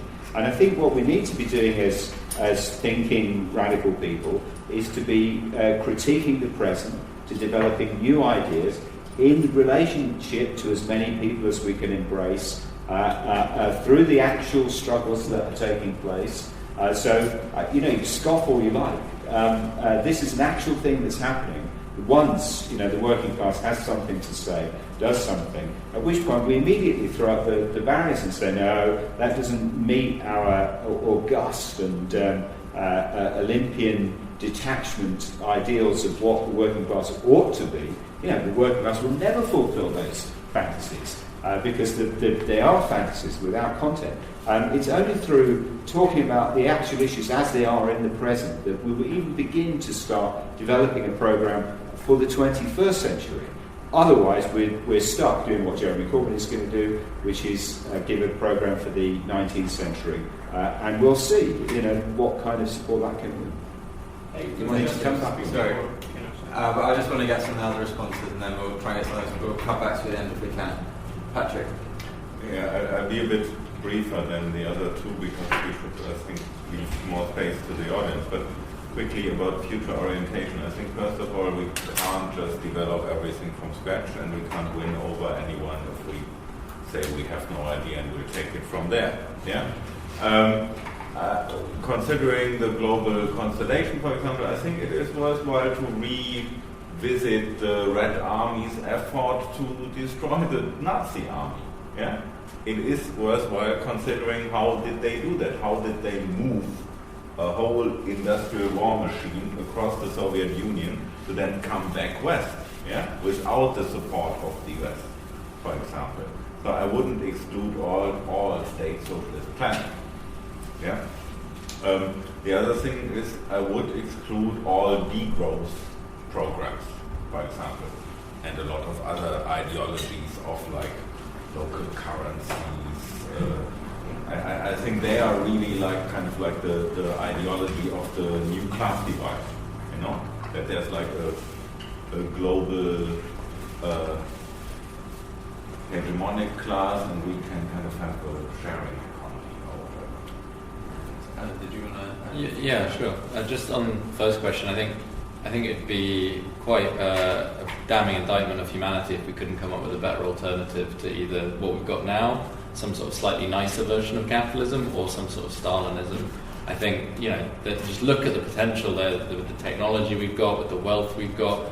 I mean, it's clear that you could democratize society, genuine democracy, where it's not just vote for one person every 4 years who's going to exploit you in one way or another, but as in proper democratic mass involvement in the economy, in society, planning the economy on the basis of need, rationally, democratic. The technology is clearly there. I mean, we vote every week as to whether Ed Ball stays on Strictly Come Dancing or not. Millions of people vote for who's going to win the Eurovision Song Contest. We can plan these sort of things across Europe. Why can't we make those sort of decisions on things that actually matter to ordinary people? On relation to what to do, I think I actually am a lot more optimistic than a lot of the other people on the planet and the panel, sorry, and probably on the planet too. I look at the movements that are going on today, and actually I gain an enormous amount of hope from them, because I see, last summer, millions of people coming out into the streets of Greece, voting ochi to the austerity, voting in a party that had promised to carry out ochi to austerity. And then the thing that was demoralizing, obviously, was seeing the leadership capitulate. And it showed there that you had this opportunity for a leader to say, right, we're going to take control of the banks, we're going to take control of the major sources of wealth in Greece, and we're going to call on the people of Italy and Spain and Britain and France and America to follow suit in an internationalist model. You've got in Britain 600,000 people in the Labour Party. The problem is not the people. The problem is that you've got this civil war going on, a class war effectively, where a load of people who aren't really that much different from the Tories insist on their God-given right to lord it over the rest of the party, whilst the majority of people want to see socialist policies. That's what they look for in someone like Corbyn. So I think the battle is to have a leadership that genuinely represents the aspirations of the people who are actually putting pressures on those leaders, whether it's in Greece to actually say no to austerity, or whether it's in Britain to actually have the leader and the policies that people are voting for. Thanks. So there seems to be maybe some optimism or some skepticism around the recent politicization of the working class. And there's also, at least implicitly and explicitly been on the panel, some kind of agreement that what's needed is a left-wing socialist party, distinct from the Social Democratic Party that you see with the Labour Party, or even although it's a strange thing to call it this in the European context, the Democratic Party in the US. So I feel like there's two main risks associated with this establishment of a left-wing socialist party. The first risk being that it would just follow suit with the Labour Party or the Democratic Party, or meet a similar fate that the Labour Party did in the early 20th century, or that the Democratic Party did in the 1960s. after an attempt to transform it. And then the second risk would be that such a formation of a socialist party, a left-wing socialist party, would just end up becoming another like small Marxist grouplet or something, with an internal program or a set doctrine. And so I wonder, like, in order for these risks to not become an obstacle that could preclude the attempt to establish a left-wing socialist party, what would it take to overcome these obstacles? Does anyone want to start? No. I can. Yeah. Yeah. Adam? Yeah, I mean, we've got to build obviously a movement from the ground up, and it's not like we don't have a tradition of how to build these things. Like, workers have experience of building organizations, of having a kind of embryo of workers' democracy, whether it's in the trade unions or the political parties. And obviously the question is to actually hold the people we elect in to account. Which political parties do you mean there? What in history? Well, in you're saying that workers have experience of democratically organised.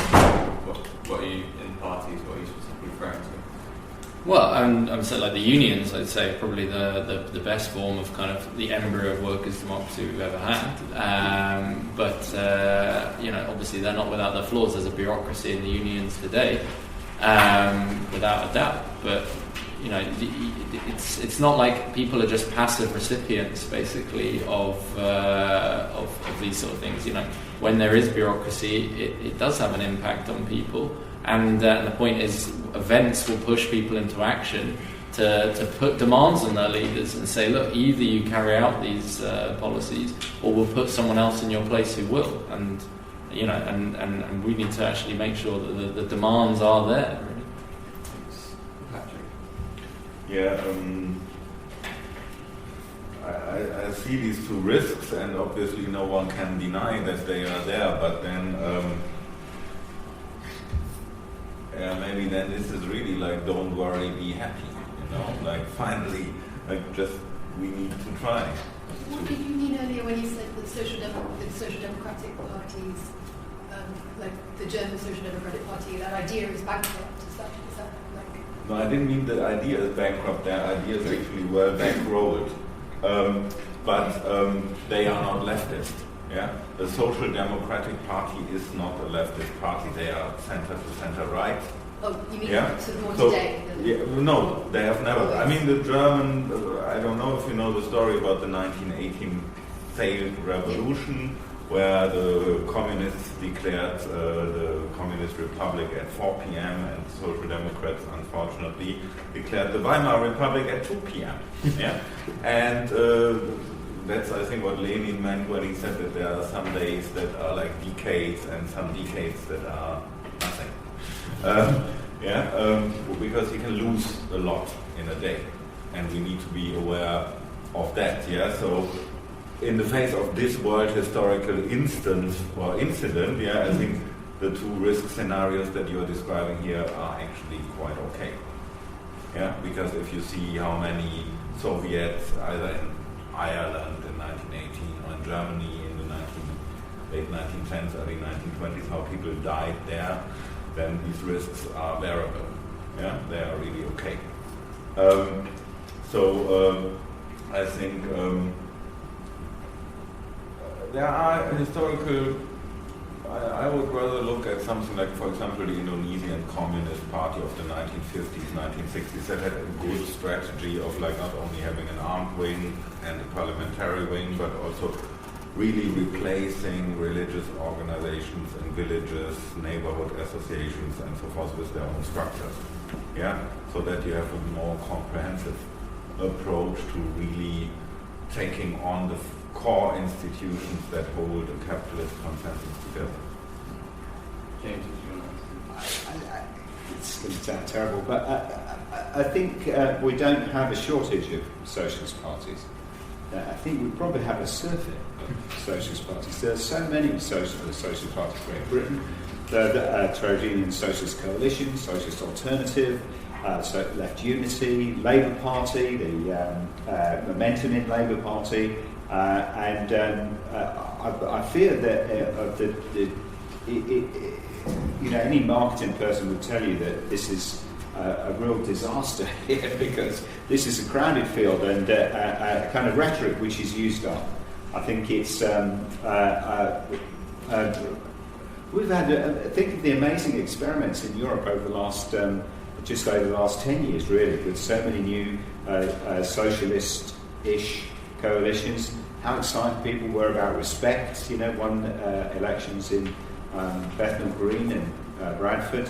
And all of these things now that we won't look at, because it's just too awful to remember just how humiliating and embarrassing it was. When this whole thing turned into bag of shite, I was going to say, that it truly was. And it just felt like really bad and personally so upsetting. And my despair, I think, is what you see in millions of people, is that once again, we're going to be marched up to the top of the hill and marched right down again. And I dread to say this is awful. I'm optimistic about most things, but I'm not optimistic about the prospects of the Socialist Party.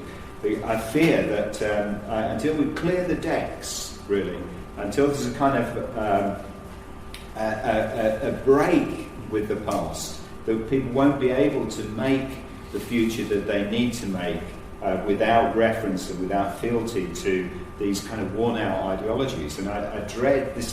This makes me feel very bad that we're going to have to go through the misery of seeing state socialism decisively destroyed at the next election, so that people can be freer. I wish I could say they'd be free of these fetishes and fantasies. I suspect they won't be, because they will, somehow be blamed on the capitalist media, or some other deus ex machina will be blamed for robbing us of our socialist dream by the activists who fulfill that terrible definition of insanity, which is that if you keep on doing the same thing and expect a different result, then you're making a big mistake, it seems to me. If you keep on doing the same thing and expect a different result, you are insane, I think. James, are you referring to Jeremy Corbyn there and the defeat of state capitalism at the next election? Yeah, I'm kind of thinking of just all of us. I count myself amongst the lunatics. That we've said the same thing too often, and it's not noticed that it doesn't appeal. That it doesn't have the bite that we think it does. It doesn't move people that we think we're moved by it. There must be a reason for that. We have to think about what is it that we're saying which is wrong. Why is the appeal so ineffectual? What is it that we're not giving people?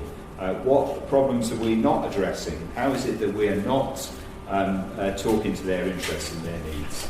And until we do that, I think it will just be let's do it now. We could start a Socialist Party right now. It wouldn't do any worse than all the others. Looking at the people in this room, probably be quite successful in the ranking of socialist parties. Paul, did you want to add? You talked about it being a sort of crowded marketing department's nightmare kind of thing. But of course, it's just like capitalism. There's a lot of options, but you look a bit closer, and they're pretty much all slightly rebranded, same old stuff. Coming from the same factories in the same place, no doubt, somewhere very, very far from London or what have you. But it's sort of, there are two ways to sort of do the same thing over and over again and expect different results. And one of them is literally just keep doing the same thing again and again and again, expecting different results. But the other thing is you can keep on saying, well, that didn't work then, we obviously need a completely new idea, again. And then you're into the sort of Santayana cliche land of those who forget history or condemn to repeat. It's like the point is, I think Patrick sort of tried to make this point earlier, is that our knowledge of the history of our movement should be cumulative. We should have a sense that, okay, after all this, after looking at the horror of refondazione or SYRIZA capitulation or whatever's happening to. Well, Demos hasn't actually happened yet, but I'm just going to sort of throw it on the fire. And all the other, bags of shite. Okay, right, well, why did we... Well, my problem is, the sort of left-wing response to this has been precisely, oh, well, that didn't work out, so but now there's the other one, and we're not actually even ever going to talk about this one ever again, except to mumble vaguely about how the leadership is too much of a cult of personality or whatever. So precisely, I could take a sort of example of a small trot group in Britain, a group called Socialist Resistance, big fanboys to Rifondazione, that collapsed, never talk about that again, big in respect, they left that, never talk about that again, SYRIZA, never talk about that again, and so on and so forth. Like, okay, what is it now? Demos? I don't know, I'm losing track, frankly. But all these things actually have very, very similar outcomes. It's not like this is like this kind of vast, rich variety, tapestry of different kinds of disasters, but the same disasters again and again and again. And this idea that we're just going to say, well, precisely the danger going, well, everything's changed now. It's just that you're going to make some old mistake again and again and again and again. So, I mean, in terms of like avoiding the dangers, I mean, I think I kind of agree with Patrick. The thing is, you cannot expect to, march people into sort of war with no possibility of defeat. Yes, these are objectively existing causes in society that pull people. There is an attraction, or could be changed to the right, and as we can see from the shape of social media nowadays, there is certainly an attraction to stay in a small kind of bubble where nothing can get at you. I mean, just the sort of, what I will say is that there are things that will guarantee these sorts of outcomes, like anti-democratic forms of political organising, trying to keep sort of differences secret. The only chance we have is if precisely, as kind of James was saying, in some respects, we need a kind of lively culture of polemic, an ability to test ideas out against each other. Otherwise, we'll either be locked on the horns of kind of endless, spurious pseudo-novelty, guys, I've got a great idea, or repeating the same actions again and again and again. Thanks. Yes. I have a clarification or question. Okay, correct me if I'm wrong, but doesn't capitalism thrive in a crisis? Like, is the fact that capitalism in crisis synonymous with it being in danger?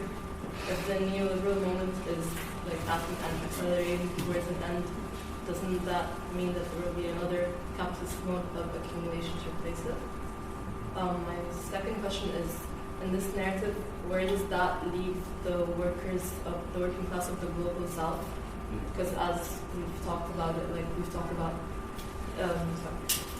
distribution of wealth, are you talking about like a global distribution of wealth, or is it like central to Britain? Because Europe is resource poor and like the global south is resource rich, and like Europe being wealthy and prosperous depends on the poverty of the global south, countries of the global south. And I don't see how British people being left alone to eat fish and chips and play cricket on their own can be like, what does that mean for working class people in other countries? There's no mention of transnational working class or transnational even capitalist class within focus on the States. Thanks. Does anyone want to, there's two questions there. Does anyone want to tackle either of them? The new system of accumulation or the working class in the global south? James? Yeah, I mean, I think there's an international division of labour, and all people are, all people that are in the exchange and participating in it. I don't know that it's right to say that it's geographically exploitative. I don't think that the people in Britain are exploiting, it's not the working class people in Britain not exploiting the poor of India. I think that's just unrealistically untrue. The working class in Britain is exploited as a class, as is the working class in America. The working class in America produces $18 trillion worth of goods every year, and of that, they receive some 44% of what they produce they get back. No, I think it's a kind of white liberal guilt bullshitical concept. The idea that working people in Britain are parasitic upon working people in India. I think it's unreal and without content. Well, you didn't mean it. I'm saying what I think, and I'm sorry if that's missing the point. So I think it's very important that there is no future for anybody outside of an international division of labour. It's important. Something like 10% of Britain's gross domestic product is traded on the world. So Britain on its own couldn't survive comfortably at all, fish and chips or otherwise. But nobody's. I can't imagine a single person has ever proposed once that Britain should abstract itself from the international division of labour. That's certainly not the project of Paul Nuttall of UKIP or Nigel Farage. It's not even the British National Party doesn't say that Britain should de-link itself from the world economy. They're all talking about a political question, which is who should draft the laws of the United Kingdom, and the answer, I think, would be the elected representatives of the people of the United Kingdom. In most of the same way, I think that the people of Indonesia shouldn't have their laws drafted for them by the IMF. I think that would be wrong. I think the people of Australia should be sovereign over Australia. I think if you don't have, there's no possibility of democracy. World democracy, I think, is a dream which could not be fulfilled at our current state of social organisation. It's a fantasy, really. I think it's just so distant. It's just untrue. The way I see it is that international division of labour is important, but it's not decisive. And I think it would be wrong, really, to kind of blackmail people into thinking that they must kowtow to the laws of the market and abandon their aspirations to political autonomy because the capitalist class says you can't have that. Well, of course, that's true. Any political project worth its salt will be punished by the markets, will lead to a withdrawal of capital. And there's a marked sense in which the attempt by the Britons to assert their authority over their political institutions was indeed met by a kind of a capitalist strike and selling off of the pound. And well, that's what you would expect, isn't it? For any attempt to advance political authority, which gave more status to working people than before, would naturally be punished by international capitalist class. But I prefer not to follow their advice, and I don't want the IMF to tell me that who should be making politics in my country. Thanks, James. Yeah, to come back to your questions, actually, maybe first of all about the crisis. I think I would, I'll be teaching a class in SOAS from January, so maybe if you want to come there, we will discuss these things a bit more, also the International Division of Labour and so forth. But I think we should distinguish crisis. Yeah, we should distinguish at least between two kinds of systemic crisis. Yeah, and these crises come in spatial reorganizations, what we call, for example, the geographical seesaw of capital. Yeah, what happened in Detroit or in Dagenham or in the London Docklands also. Yeah, that's something that was the focal point of capitalist accumulation, nodal point. Yeah, will be at some point deserted by capital, for example, to go to Felixstowe also for container harbor, and then one day Felixstowe will be deserted because, I don't know, everything comes into a new airport or something like that, yeah? So we have these kind of cyclical crises that are related to spatial-temporal fixes or historical fixes, as Giovanni Arrighi calls it, also with reference to imperial formations and changing imperial formations. And we have like a global crisis of the entire system, yeah, which I'm not so sure we've actually seen so far. Yeah, I'm not sure whether in the history of capitalism we have seen such a crisis. And the other point about the and then the question about the new modes of accumulation. I think the important thing is when we talk about the international division of labor, yeah, then the point is not that the division of labor changed at some point, but that it moved from intercolonial to international. Yeah, so we have a different statecraft or governmentality also, and I'm not a Foucauldian, please don't get me wrong here, yeah? This is still on a materialist foundation, yeah? But we have a different governmentality of the division of labor on a global scale, yeah? And in this sense, I would kind of say that there is this kind of funny idea in certain circles on the right and the left or wherever that you can live sustainably in a local or regional economy. Yeah? Some people might imagine that as fish and chips. The other people might imagine that as a kind of hyper-vegan curry. Yeah? But there will be these kind of ideas of isolation, however splendid it is, yeah, they don't only exist on the level of an imperial formation, but also on other levels. And obviously, they also enter the minds of workers. Yeah. So I think, yeah, this is, I better not try to complete it because it's too big for me. Yeah, just quickly on both. One, on the question of crisis, I think we've got to remember the ruling class doesn't like crisis either because it creates instability politically and socially, and that's not good for them because it threatens the whole system. If you have economic crisis, they're forced to make cuts, they're forced to make austerity, that radicalizes people, it pushes them to the left and to the right. They don't want Trump to be there just as much as they don't want Corbyn to be there in Britain. So it doesn't create a good situation, and that kind of political instability is bad for profits at the end of the day. It creates uncertainty, the world trade is shrinking, the market is shrinking. So, you know, it's not good for capitalists to have crisis either. I don't think they particularly see it. Obviously, some of them will make a quick buck out of it, like the Big Short, but, you know, I don't think that's the general kind of feeling amongst the capitalist class when they see crisis.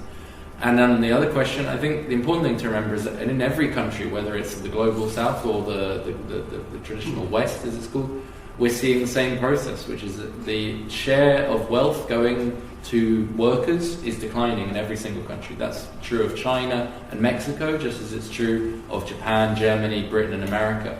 What that tells me is that it's not so much China versus Britain or South Africa versus America. It's about a global capitalist class enmeshed in multinational banks and companies that is attacking on a world scale the working class of every country, and in fact playing us off each other in order to exploit us all more. So yes, socialism has to be international or it's nothing. Paul, did you want to recommend that? I mean, I don't have a huge amount to add really, so probably Adam, I'd just like to ask you, you said that in times of crisis it's bad for the capitalists because they'll have to cut and enforce austerity, and that will lead to social and political crisis. But it seems, at least, that in response to the current crisis, it's the opposite that's happening. People are advancing spending programs.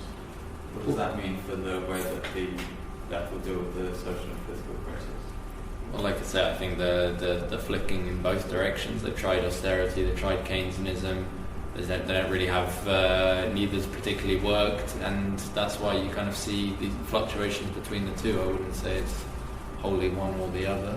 But what I would say is, yeah, we shouldn't see Keynesian ideas as being particularly left-wing. I think we should see them as part of the same kind of capitalist response.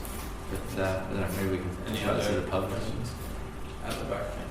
A bit more than a year ago, Donald Trump was already running for president, but at that time most people were only making jokes about him, and certainly no one was expecting him to win. Similarly, the Brexit referendum was already scheduled, but the money was certainly on Britain to remain in the European Union, and most people on the left even thought that the referendum was only a farce and that David Cameron was doing to assure his control of the Conservative Party. So I would like to know, what do you think has actually changed over the course of the last year?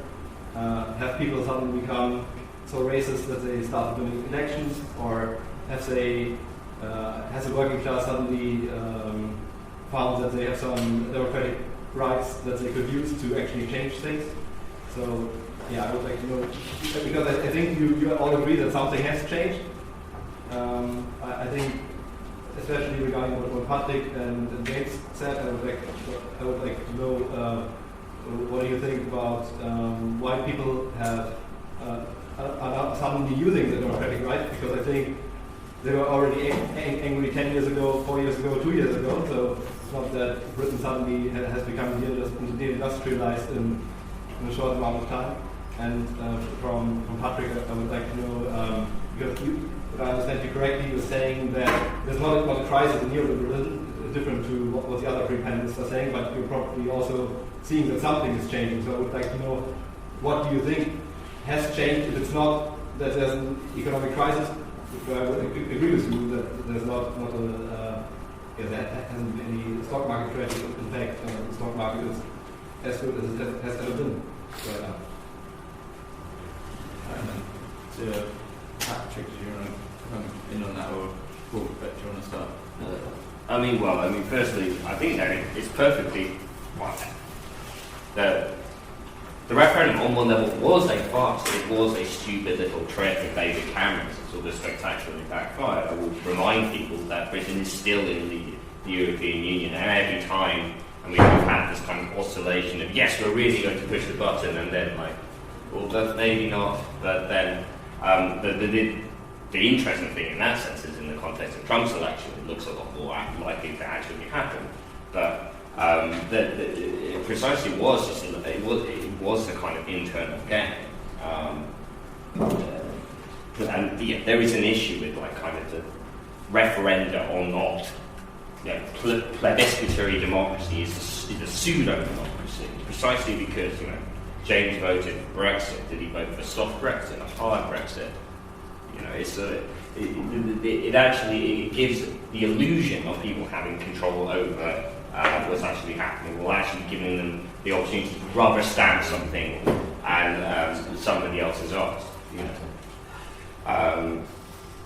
So there's that kind of aspect to it. What's changed? I think essentially it's been an ongoing process. Remember that the Scottish referendum vote was close, and that was not supposed.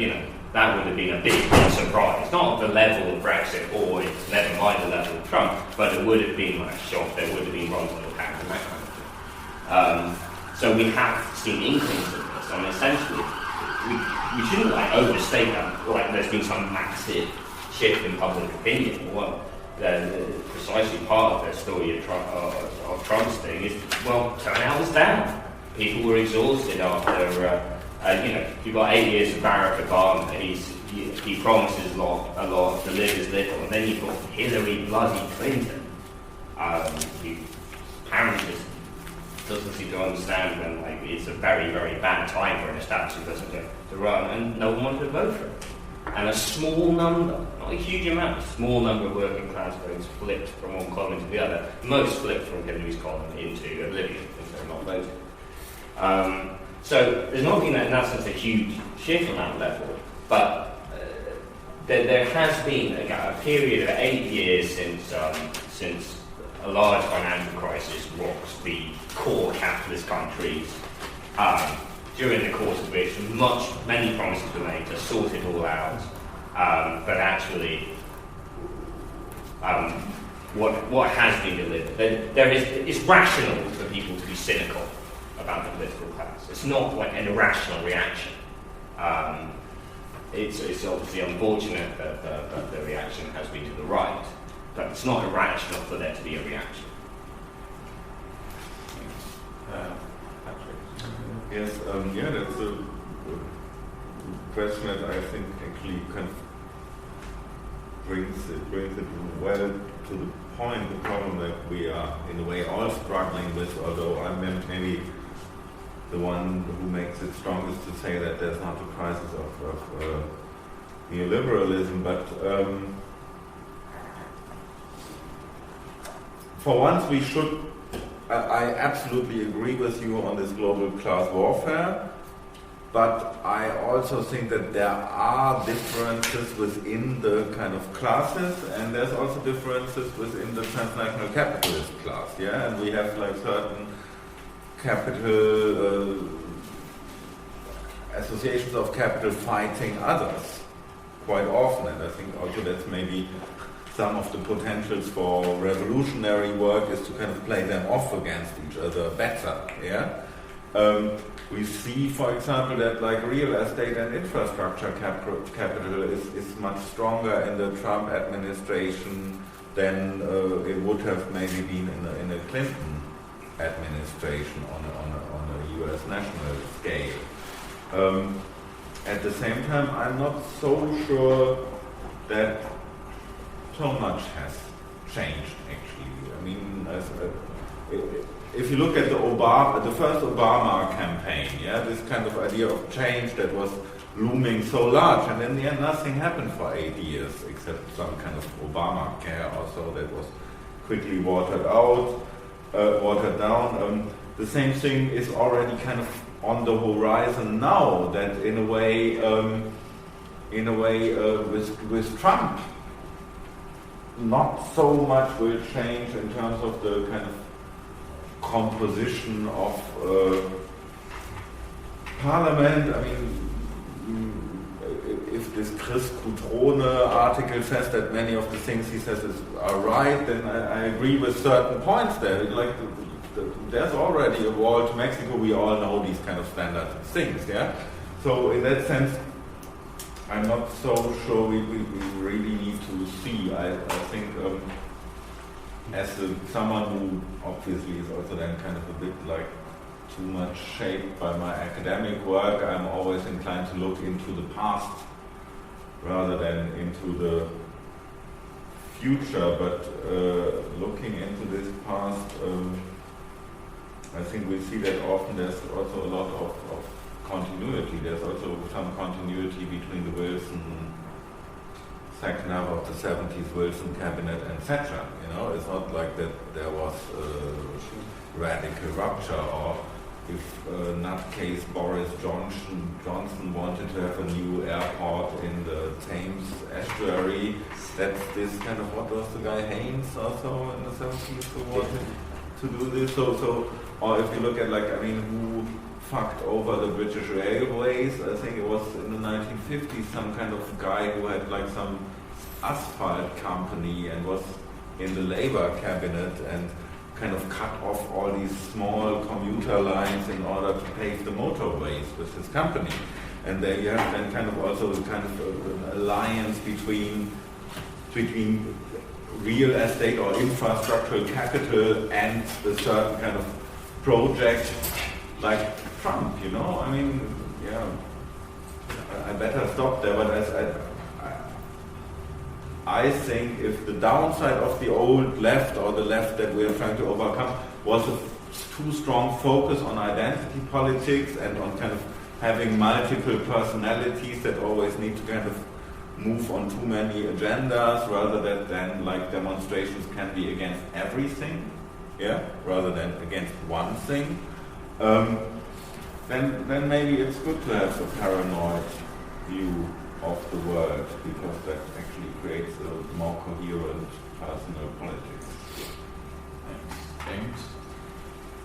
I was taken by surprise, but perhaps not as much as a lot of people. By a weird fluke of fate, I did my doctorate University of Westminster on the European Union and European integration, and thinking it was so massively boring an issue that I wouldn't face a lot of competition, which was a bad call too. There are an amazing number of really boring books about the European Union, and I did my best to add to them, obviously. But because of that, I was touring England and Scotland, talking about the European Union from about 2013, in small rooms, smaller than this, many of them, and talking to groups of people. And then, obviously, that bumped into the referendum campaign. And I live in Islington, so I was shaped by the vision of Islington, which is that was clearly that there was no way in 1,000 years that people would vote Brexit.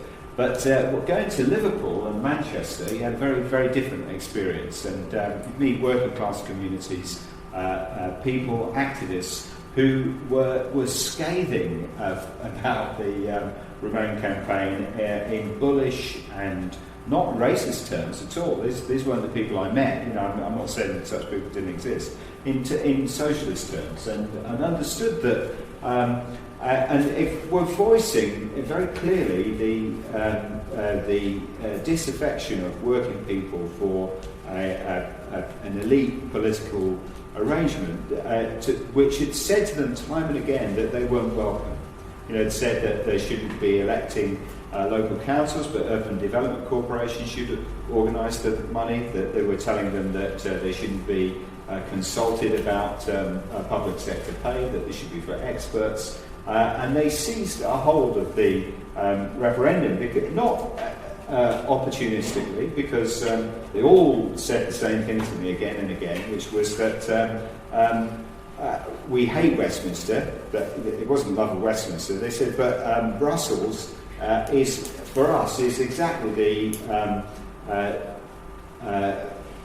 anonymous bureaucratic control which we experience in our lives. It was emblematic that the very idea that laws would be made by the Commission and in the process of co-determination, in essence, in a way that was outside of anybody's control, or even it was opaque. And I have to say that when I was researching the book, I would talk to people in the European Union, officials, politicians who were participating in the process, and they couldn't explain how the decision-making process worked. People that had worked there for a score of years couldn't say seriously, and they would have these weird euphemisms. They would talk about the variable geometry or variable geography, I can't remember which it was, of the European Union. They were saying to us again and again, we don't know how it works. Is it intergovernmental? Is it federal?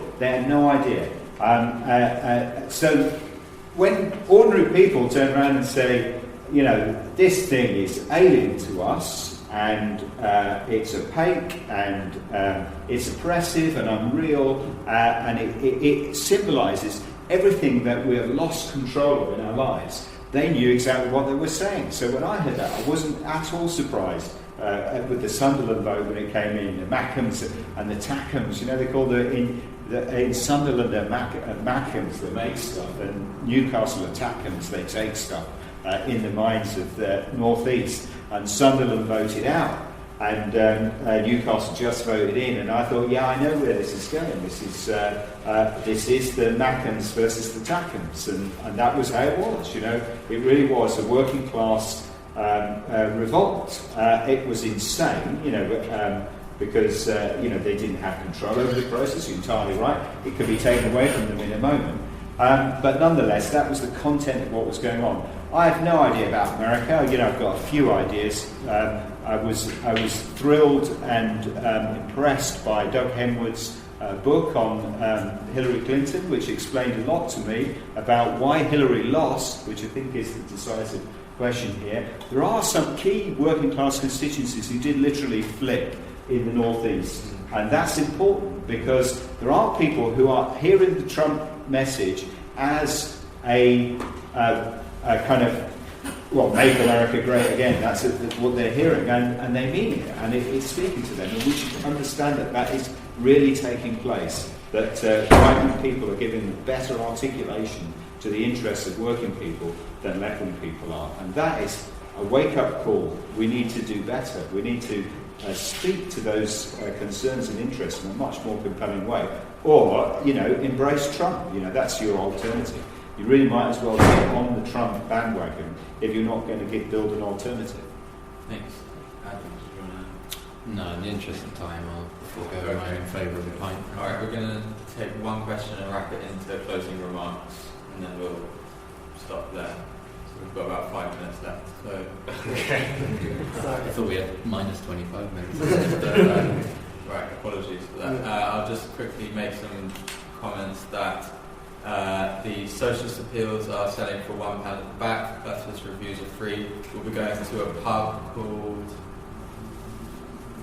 something wine bar, which is just across the Strand. Follow us over there. We hope you join us there. And now we'll take the final question and final remarks. Please keep it. So it's going to seem long, but it's pretty simple.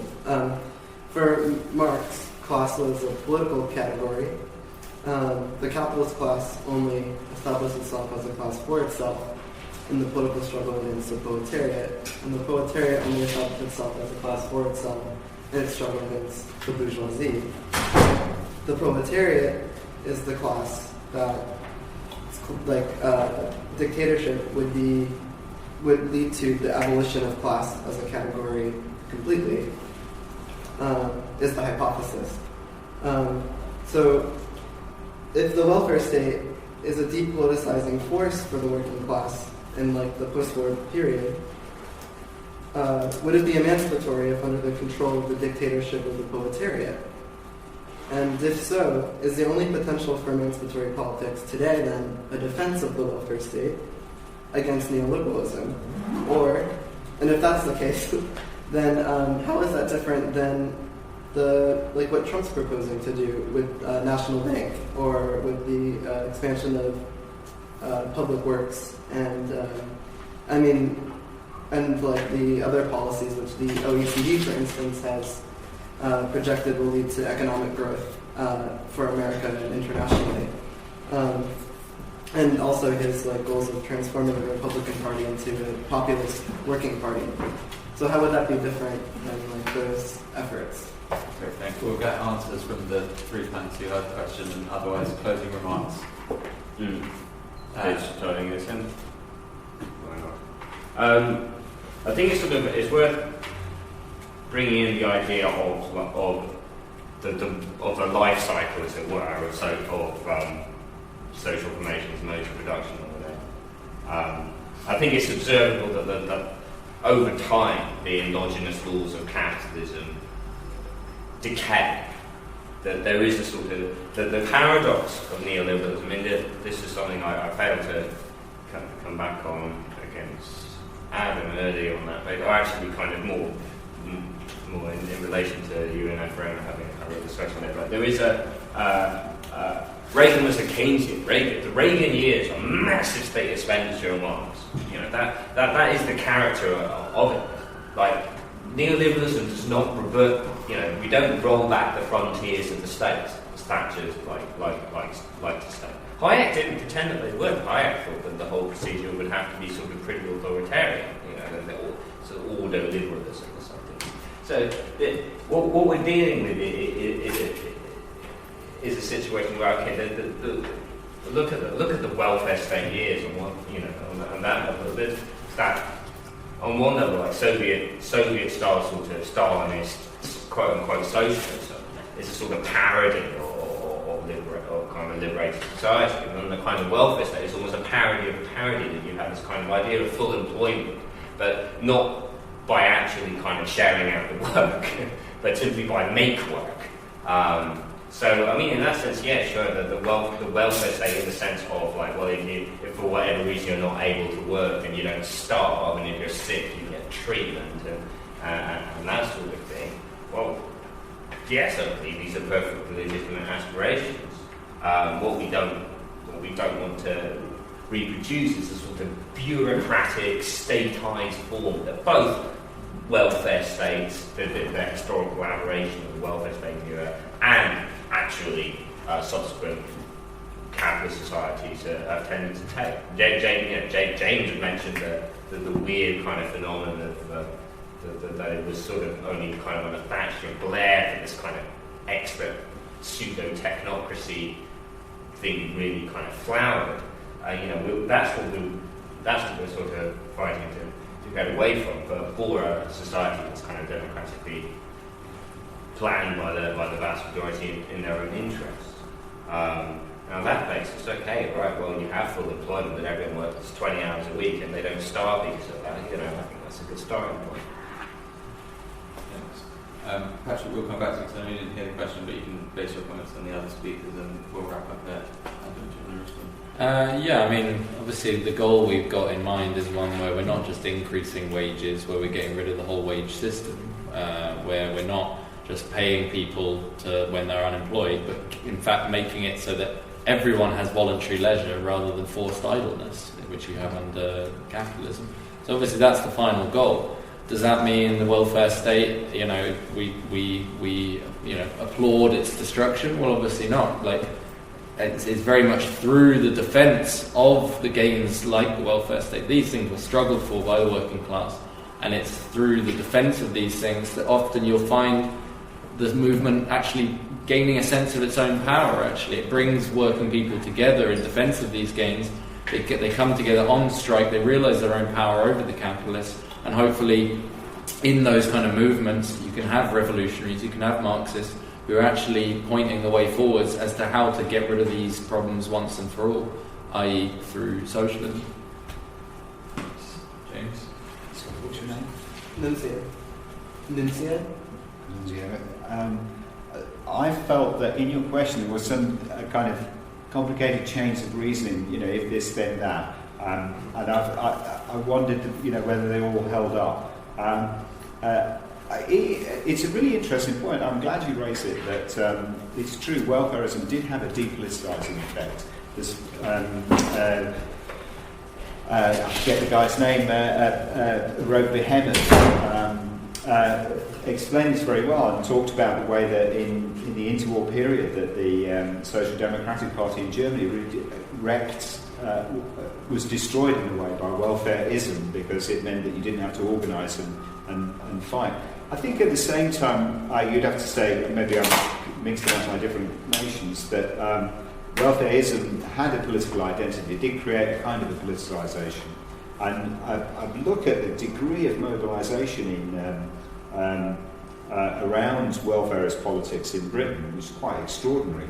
And it's gone now, but the ability to crank people out to sign another petition that the NHS, the Labour Party around me, they always announced that the hospital's about to close, and I signed a petition, and then you ask at the hospital, and they say, oh, it's not really going to close, it's just one of the first petitions. So there is a kind of politicisation of welfarism. And it does create a certain kind of identity. So I don't know whether that helps, but I'm very much drawn to the idea that class isn't economics alone. Economics is its component part, but the working class, for most of its existence, actually, has been with almost no political voice. It's very rare the moments, and Labour historians like Richard Price make this point very well, that the history of the working class is discontinuous, that it doesn't build up, it very rarely accumulates knowledge. The Chartists all die off, and then the new unionism is born. And I regret to say that I think that's kind of where we are. There is no heritage from the past. Obviously, one should wish to be informed about all things as much as one can, but there is no torch to be handed on. I think we need to make a new poetry for our own age. We need to be able to. I can't do it, unfortunately, because Marx is too good. We need to make these fossilised relations whistle their own tune. And it was a great insight. He was saying that the critical theory would work because it was allowing the world to say the truth about itself. And this is, I think, is what we need to do: is to let these fossilised relations here and now sing their own tune. And I have to say, optimism, pessimism have been a feature tonight. I am very optimistic about the fact that working people in both Britain and America have in very strange ways and confused ways about whatever, but nonetheless have really shaken the apple cart and maybe not quite kicked it over, but have impressed themselves in a way that they haven't been important in political life and have reminded the powers that be that they must at least attempt to address their goals in the wider group of people. And in that, the ruling class is attempting to politicise society. I think that's a very good situation for working people to reformulate what's been said to them, and as history tells us. You get Reform Act, you get Chartism, you get New Liberalism, you get New Unionism. It's always a response and reply. And if the ruling class is seeking to, make the case to a wider group of people as opposed to retreating up to its Davos height, I think there's at least the possibility of a contest for what kind of future we could have, and that makes me very optimistic. Thanks. Patrick. Yeah, I'm now more like a closing, so I can try to gauge your question.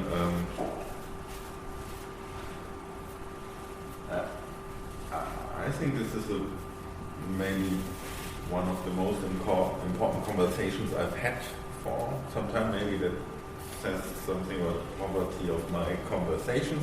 But I think maybe taking your last point briefly and having a free ride on your mark thing. I think one of the main problems, for example, is that in writing or in making these kind of contradictions or constellations, conditions, situations of the present, kind of in writing them up and making them express themselves, we are of course in this pickle that we are in this academic labor market, and it's maybe for good reason that Marx wasn't in that market and also wasn't in any other market because he had the sponsor.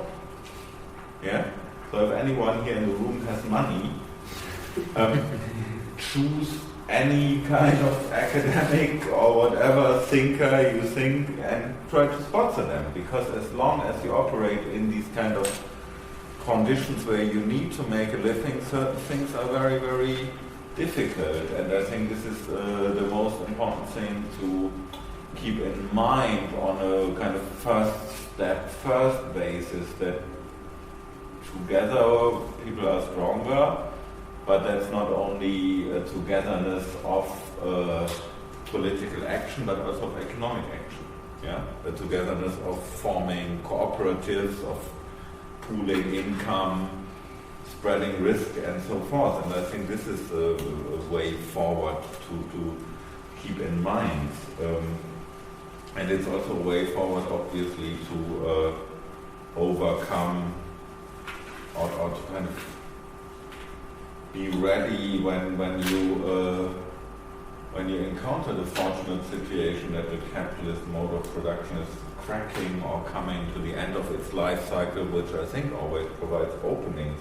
And maybe one point about these kind of many communist leftist parties. I mean, why not actually? If we had, like, let's say 5 or 10,000 communist parties with 50 members each, they would be under the radar of the secret services, and if there was a hidden agreement to come together and build a united front in the right moment, that might actually be more feasible in a kind of organizational and survival strategy terms than having one organization with 50,000 or 500,000 people, which is much harder to keep hold of. And I just would like to, you should thank them because you're the senior person. Well, I'm the oldest. I invite the audience to thank all of our we thank panelists.